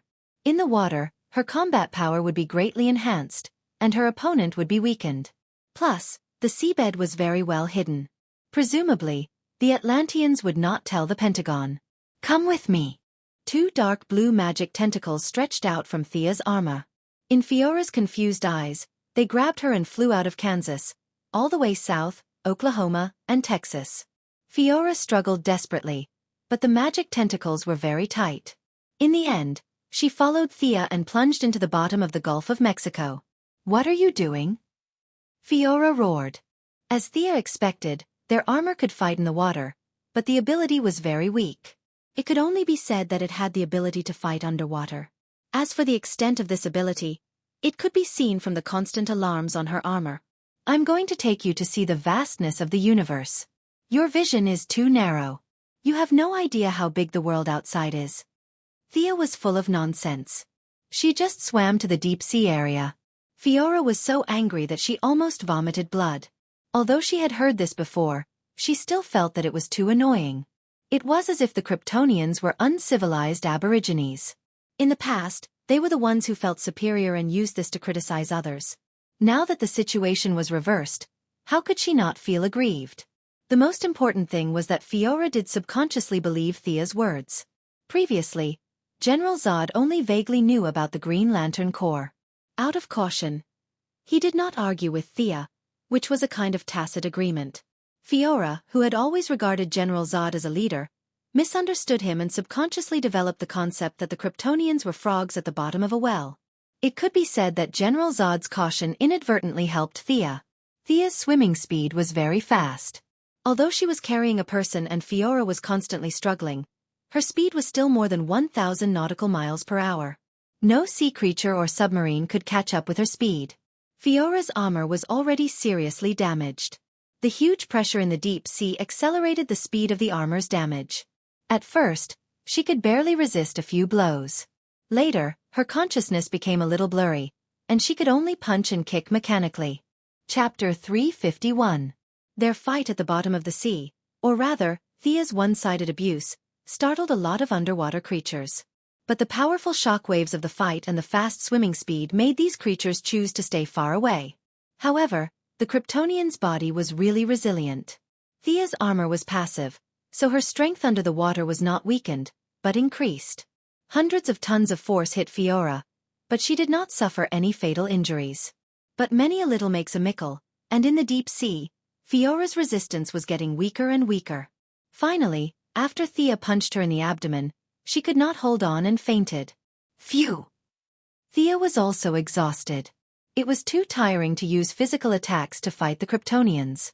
The body of this kind of genetic science was too strong. It took almost 10 minutes for her to knock Fiora out. If they were on land, how long would it take?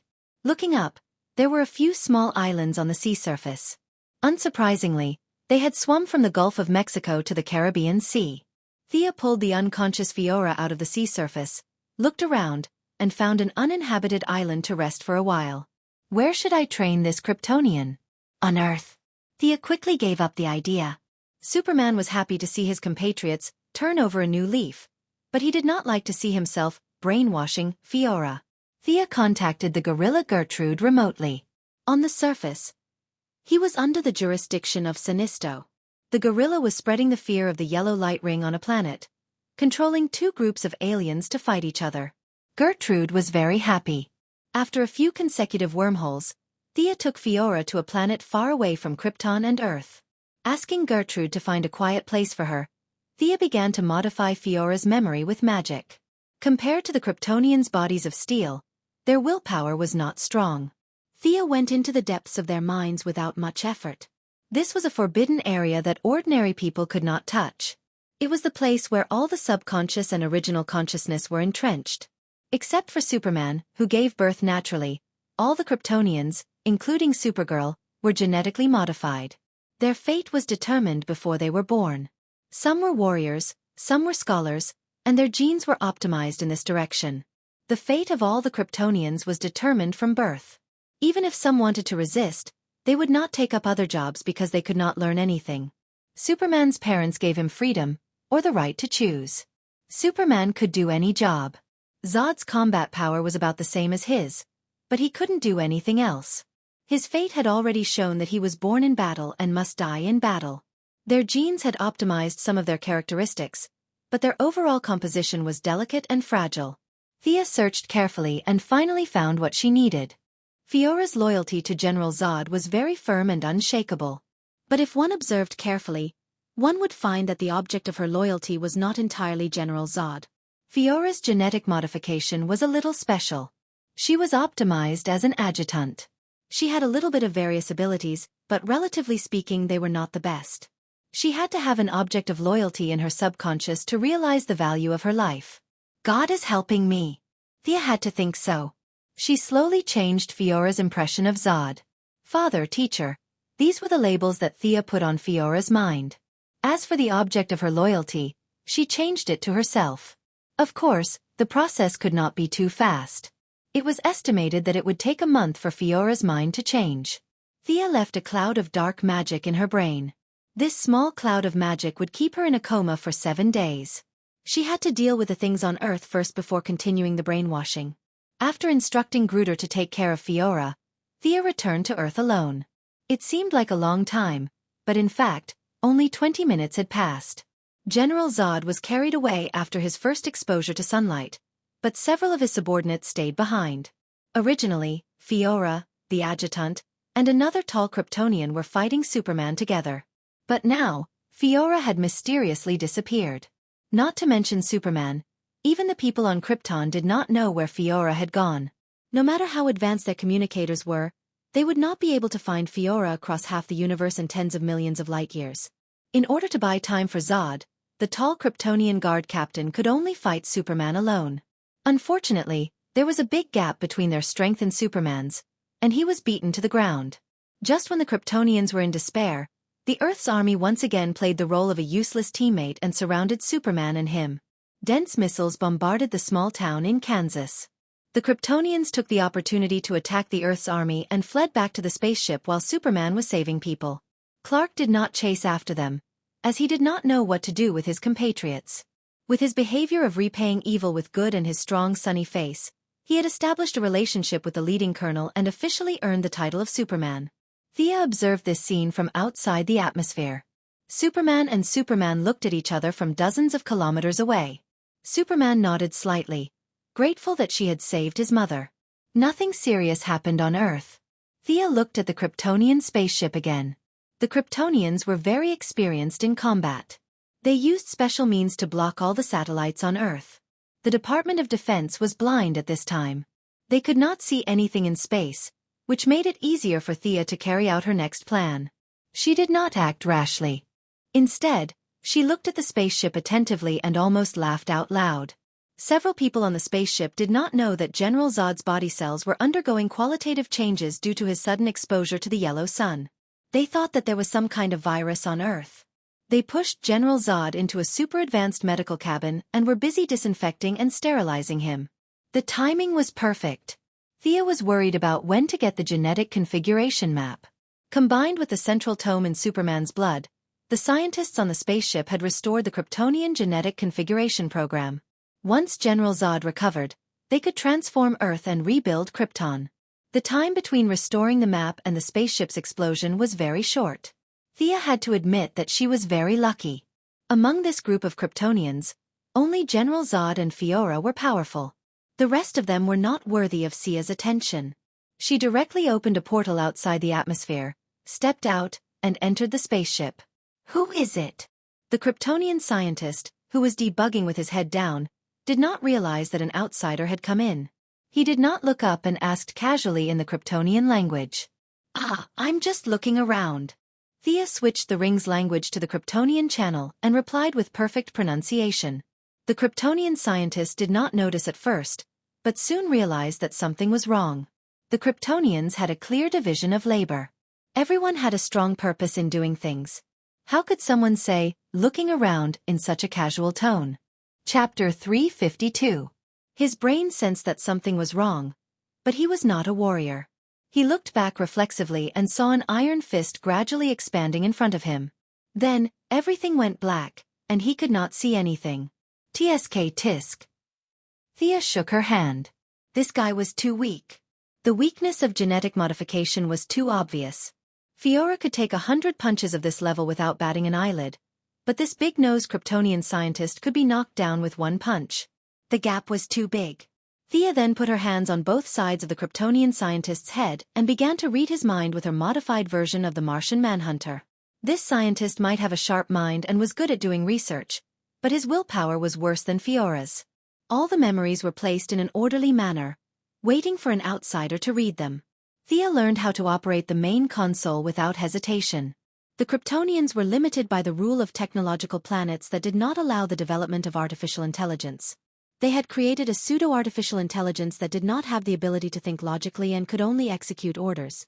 Thea took out the communication interface of the power armor and used the authority of the Kryptonian scientist to turn off the pseudo-artificial intelligence on the spaceship. She then connected Gideon to the Kryptonian system. Scan and copy all their data, Thea ordered. After receiving the order, Gideon quickly started the file transfer, and a large amount of data began to enter the power armor's memory. Who are you? In less than 2 minutes after the data transfer, some of the backup data still caused the spaceship's alarm to ring. The tall guard captain, who was beaten up like a dog by Superman, rushed over when he heard the spaceship's alarm. But when he saw Thea, an outsider, he was obviously confused. Only Zod and Fiora had seen Thea in her yellow light costume, but now both of them were unconscious.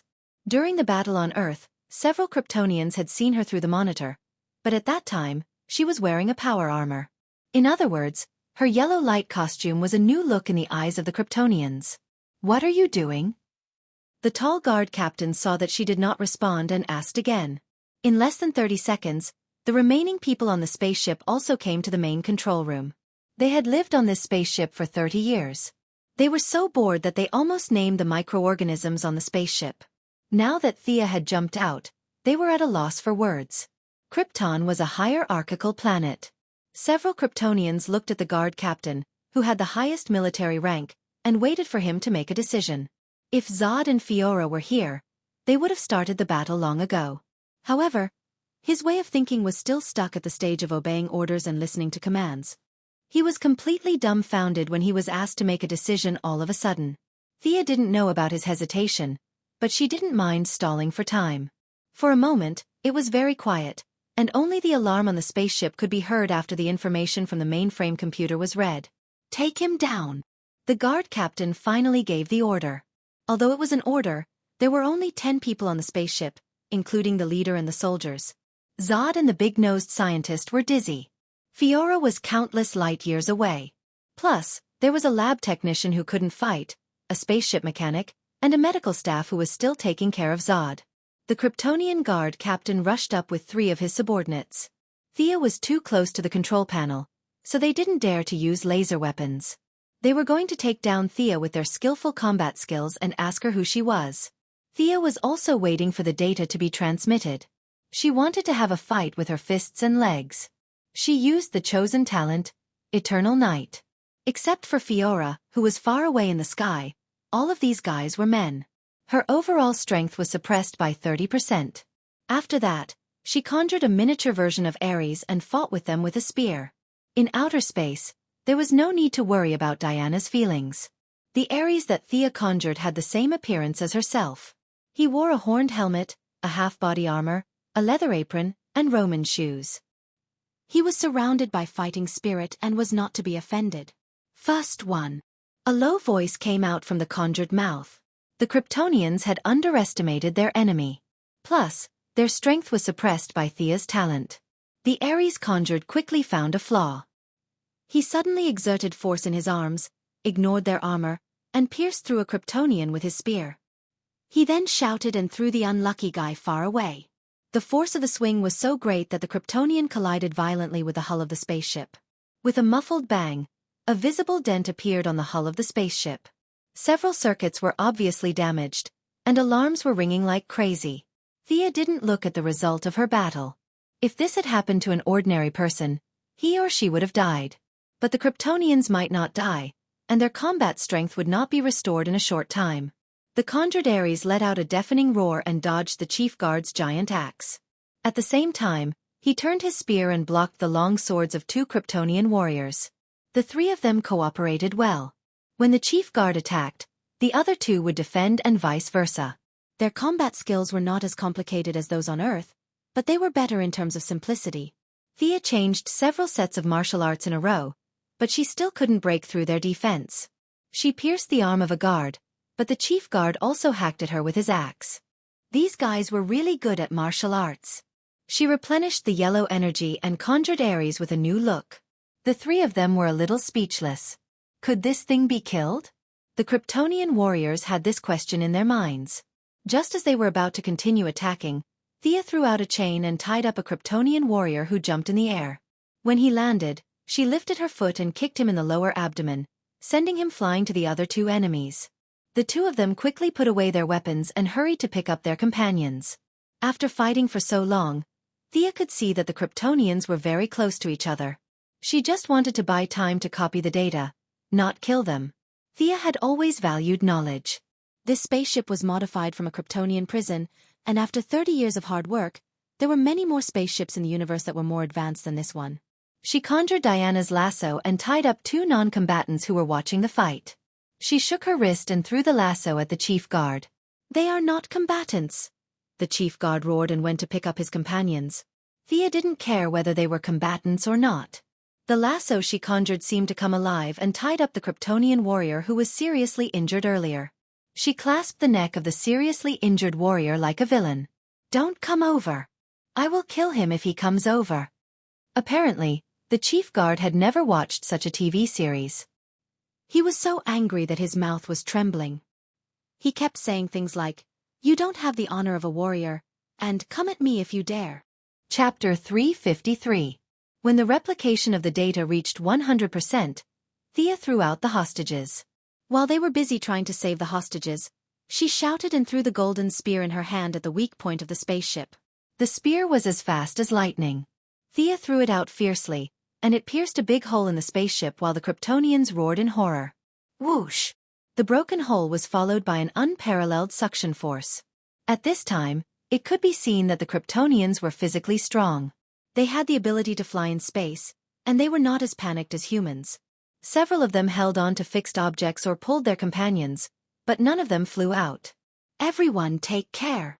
Thea felt a little regretful that she did not see their panicked expressions. Although they might not want to see her again, Thea still said goodbye to them. She summoned the aircraft and got out of the hole. Thea did not return to Earth. Instead, she observed from a distance. She saw that the Kryptonian spaceship was constantly on fire. Although there was no oxygen in space, they carried a lot of oxygen on the spaceship. Explosions occurred from time to time. Despite their efforts, the spaceship's orbit was inevitably tilted, and it was faintly colliding with Earth. Let's call it a day. Thea had gotten everything she needed. The Kryptonians looked like humans, but they were not the same species. They were not of much help to her body that had been transformed by divine power, but she could use the Kryptonian gene modulation technology to strengthen the physique of her parents and two brothers. She flew directly to a nearby planet, put away the aircraft, and opened a portal to return to Earth. She did not want to care about the big swaying target in the air. Whether Superman flew up to fight it or the Earthlings blew it up with some black technology, it had nothing to do with Thea. She pretended to be injured and flew slowly back to the Ministry of Defense. Sorry, the alien was too strong. I couldn't catch her and let her escape. Thea gave them the illusion that Fiora had run back to the spaceship. General Swanwick repeatedly said that it was okay. He was quite concerned about her and asked if she was hurt. Compared to Superman, an alien with boundless abilities, Thea, an Earthling, who he knew well, was much more precious. Although the foreigners had never heard of this saying, the principle was the same. She was one of their own, so she was trustworthy. Therefore, they took the opportunity to label Thea. Thea's materialization ability, according to the analysis of several experts at the Department of Defense, was nothing more than imagination. The battle with Zod was nothing more than a power armor. The authorities were not afraid of technological weapons at all, but they were afraid of Superman, who could fly thousands of miles with a single punch. After General Zod obtained the Krypton gene modulation blueprint, he immediately split his spaceship into two and headed to the north and south ends of the Earth in an attempt to modify the Earth's climate and turn it into a new Krypton. But at this time, they were busy repairing the spaceship and had no time to care about Earth. The situation was a little strange. All the satellites were blocked, so they did not know what was going on in the sky. Based on their intuition, they guessed that the aliens had not left. The situation now was that the aliens could not come down from the sky, and the Earthlings could not go up. General Swanwick did not know what to do. One of his aides suggested that Thea lead the team to destroy the aliens, but he rejected it directly. What a joke! Superman was in this room. If he suddenly attacked, who would be able to stop him? Although in the minister's mind, 3 to 5 Thea together could not defeat Superman, she could at least stop him. Fortunately, Superman and Louise Ryan shared their feelings and kissed on the spot. The guilt in his heart for raising his fist at his compatriot dissipated a lot. Because his attention was on Louise, he did not see the scene when Thea destroyed the spaceship. Now that the Kryptonians had repaired the spaceship, he did not notice anything strange. I'm going to end everything. Clark looked at Louise affectionately, then nodded to the generals and flew into space. His smile was very charming in Louise's eyes, but in General Swanwick's eyes, it was an expression of arrogance, and even a little provocation if one were to look deeper into it. They waited anxiously for the news. After a while, a guard ran in quickly. General, the satellite signal has been restored. Everyone, including Thea, breathed a sigh of relief. The Quinn family also had satellites in the sky. Although they did not have as many as Luthor and Batman, there were still more than a dozen. If all of them were destroyed, the loss would be great. 7 or 8 military satellites immediately transmitted signals to the minister's office. Thea, Amanda, and the Martian hunter, who had been watching in the room for a long time, also saw the live broadcast. They saw violent explosions on Zod's spaceship. From time to time, people were knocked out of it. The spaceship, which was only temporarily repaired, was riddled with holes. What was more frightening was that the spaceship's power system was out of control. Under the influence of Earth's gravity, it was rapidly falling to the surface. The minister quickly picked up the phone and asked the Department of Defense scientists outside the room. Where is the landing point? Quickly calculate it for me. The person on the other end of the line was busy talking, and finally gave the minister an answer. The landing point is in Metropolis. The minister put down the phone and was dumbfounded. Everyone in the room was also dumbfounded. The Martian hunter hesitated for a moment but stopped in her tracks because Thea had jumped out. I'll rush over immediately. My employees are all there. After saying that, she flew out of the office without greeting them.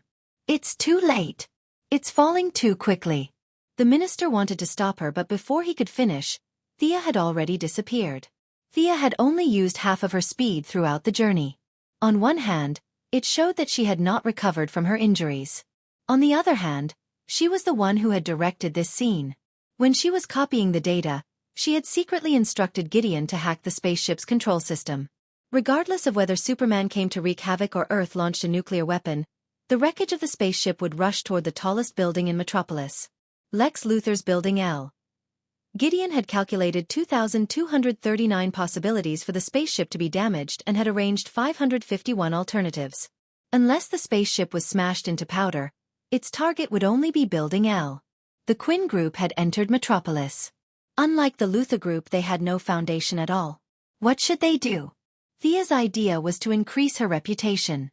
She would not expose her ability to stop the spaceship from crashing in front of the public. Instead, she was prepared to use her original identity to provide disaster relief. If the group's reputation grew, her reputation would naturally rise. If there was no place to stay, the Quinn group would build a house for them. If they were injured, they could lie in the medical cabin and be done with it in 10 minutes. If there was no food or drink, the former Merlin shipping department would send them a large amount of food and drinking water. These were all free. In a few days, when the Quinn group's new headquarters was set up in Metropolis, the citizens would welcome them with food and drink. Chapter 354. Zod's spaceship crashed very quickly. Not long after Thea flew out of Washington, she saw the Kryptonian spaceship slamming into Lex Luthor's building. Thea even deliberately used the Eye of Horus to observe Luthor's expression. Disaster came from the sky when one was at home. Normal people would have been stunned, but Luthor, one of DC's 3 most popular villains, reacted very quickly. Sensing that something was wrong, he left his secretary, who was reporting to him, and flew up. His shoulder smashed through the floor-to-ceiling glass, and in mid-air, he pressed a switch on his watch. A pair of green hang gliders bulged out from the back of his belt.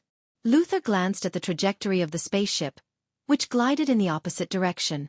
Humph, he's lucky. Thea and Luthor were competitors now, and many people knew that. Her identity as a superhuman restricted her from using illegal means to deal with Luthor. Although Luthor didn't know her ability, he had a lot of black technology in his hands. He was also restricted by the rules and couldn't use these lethal means to deal with Thea. Their respective abilities limited them, and they could only fight in a small area. Unless one of them had the ability to crush the world and ignore all the rules, the fight would last for a long time. Today's spaceship crash was an outside trick, and in the eyes of outsiders, it was an irresistible factor. Unfortunately, Luthor was too decisive. He left his secretary and bodyguard behind and jumped down from the 100-story building. He didn't have superpowers. If the glider malfunctioned, there was a 1,000% chance that he would fall to his death, and it would be the most tragic kind. But this man's decisiveness was unparalleled. He didn't hesitate to make the choice to save his life. His subordinates, his employees, they were all abandoned. Unlike the old lady in Kansas who loved to watch the fun, Luthor's hang glider flew straight to the roof of a building, climbed onto a helicopter parked there, and chose to leave the city directly. Thea flew forward slowly. When she arrived at the Metropolis, the formerly prosperous city was like purgatory on Earth. General Zod's spaceship crashed into the Luthor building at a 45-degree angle. This landmark of the Metropolis was directly cut in half. After that, the spaceship continued to roll on the ground for thousands of meters, destroying all kinds of houses and buildings. In the end, the spaceship exploded into 2 pieces with a deafening boom. All the Kryptonians in the spaceship were killed. Only Superman, who could not be killed, and Zod, who could absorb the yellow sunlight, survived. Thea was speechless as she looked at the furious General Zod, who was having a good time with Superman. Back then, Superman's adoptive father, Jonathan Kent, would rather die in order to save a dog than allow Superman to use his superpowers to save him. If he saw this scene today, he would probably feel that his death was not worth it, right? It was hard to understand why this Kansas farmer made such a decision. He might have hoped that Superman would live out his life as an ordinary person, but the arrangement of fate was not something he could control.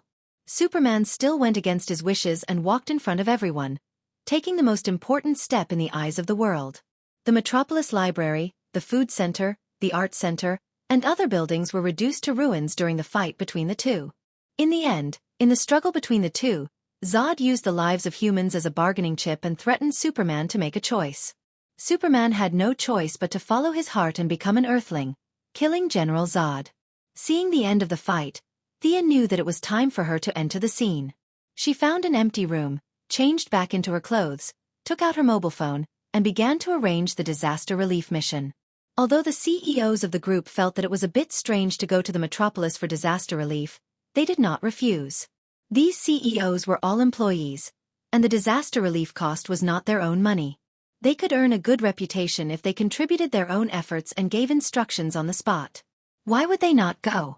All of them went. A large group of people took the group's Airbus to the metropolis. What? Miss Thea, you went to the metropolis? After receiving Thea's call, Digger was completely dumbfounded. He was still looking for someone in Star City, but his employer had gone to another city. He did not know what to say. Although he was a little dissatisfied, Thea asked him to lead a team to save people. For John Digger, who was full of a sense of justice, this was a mission full of honor.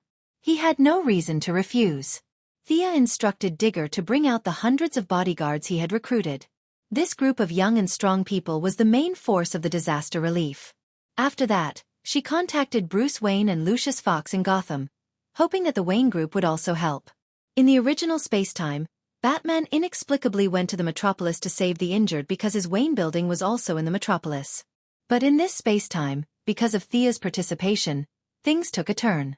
The merger of the Wayne Merlins and the news of the new headquarters being located in the metropolis made the Wayne group give up on the strategic deployment of advancing into the metropolis. They chose to wait and see, and even had thoughts of benefiting from the conflict between the Snipe and the Clam. At this time, Bat was watching TV with Fu at home.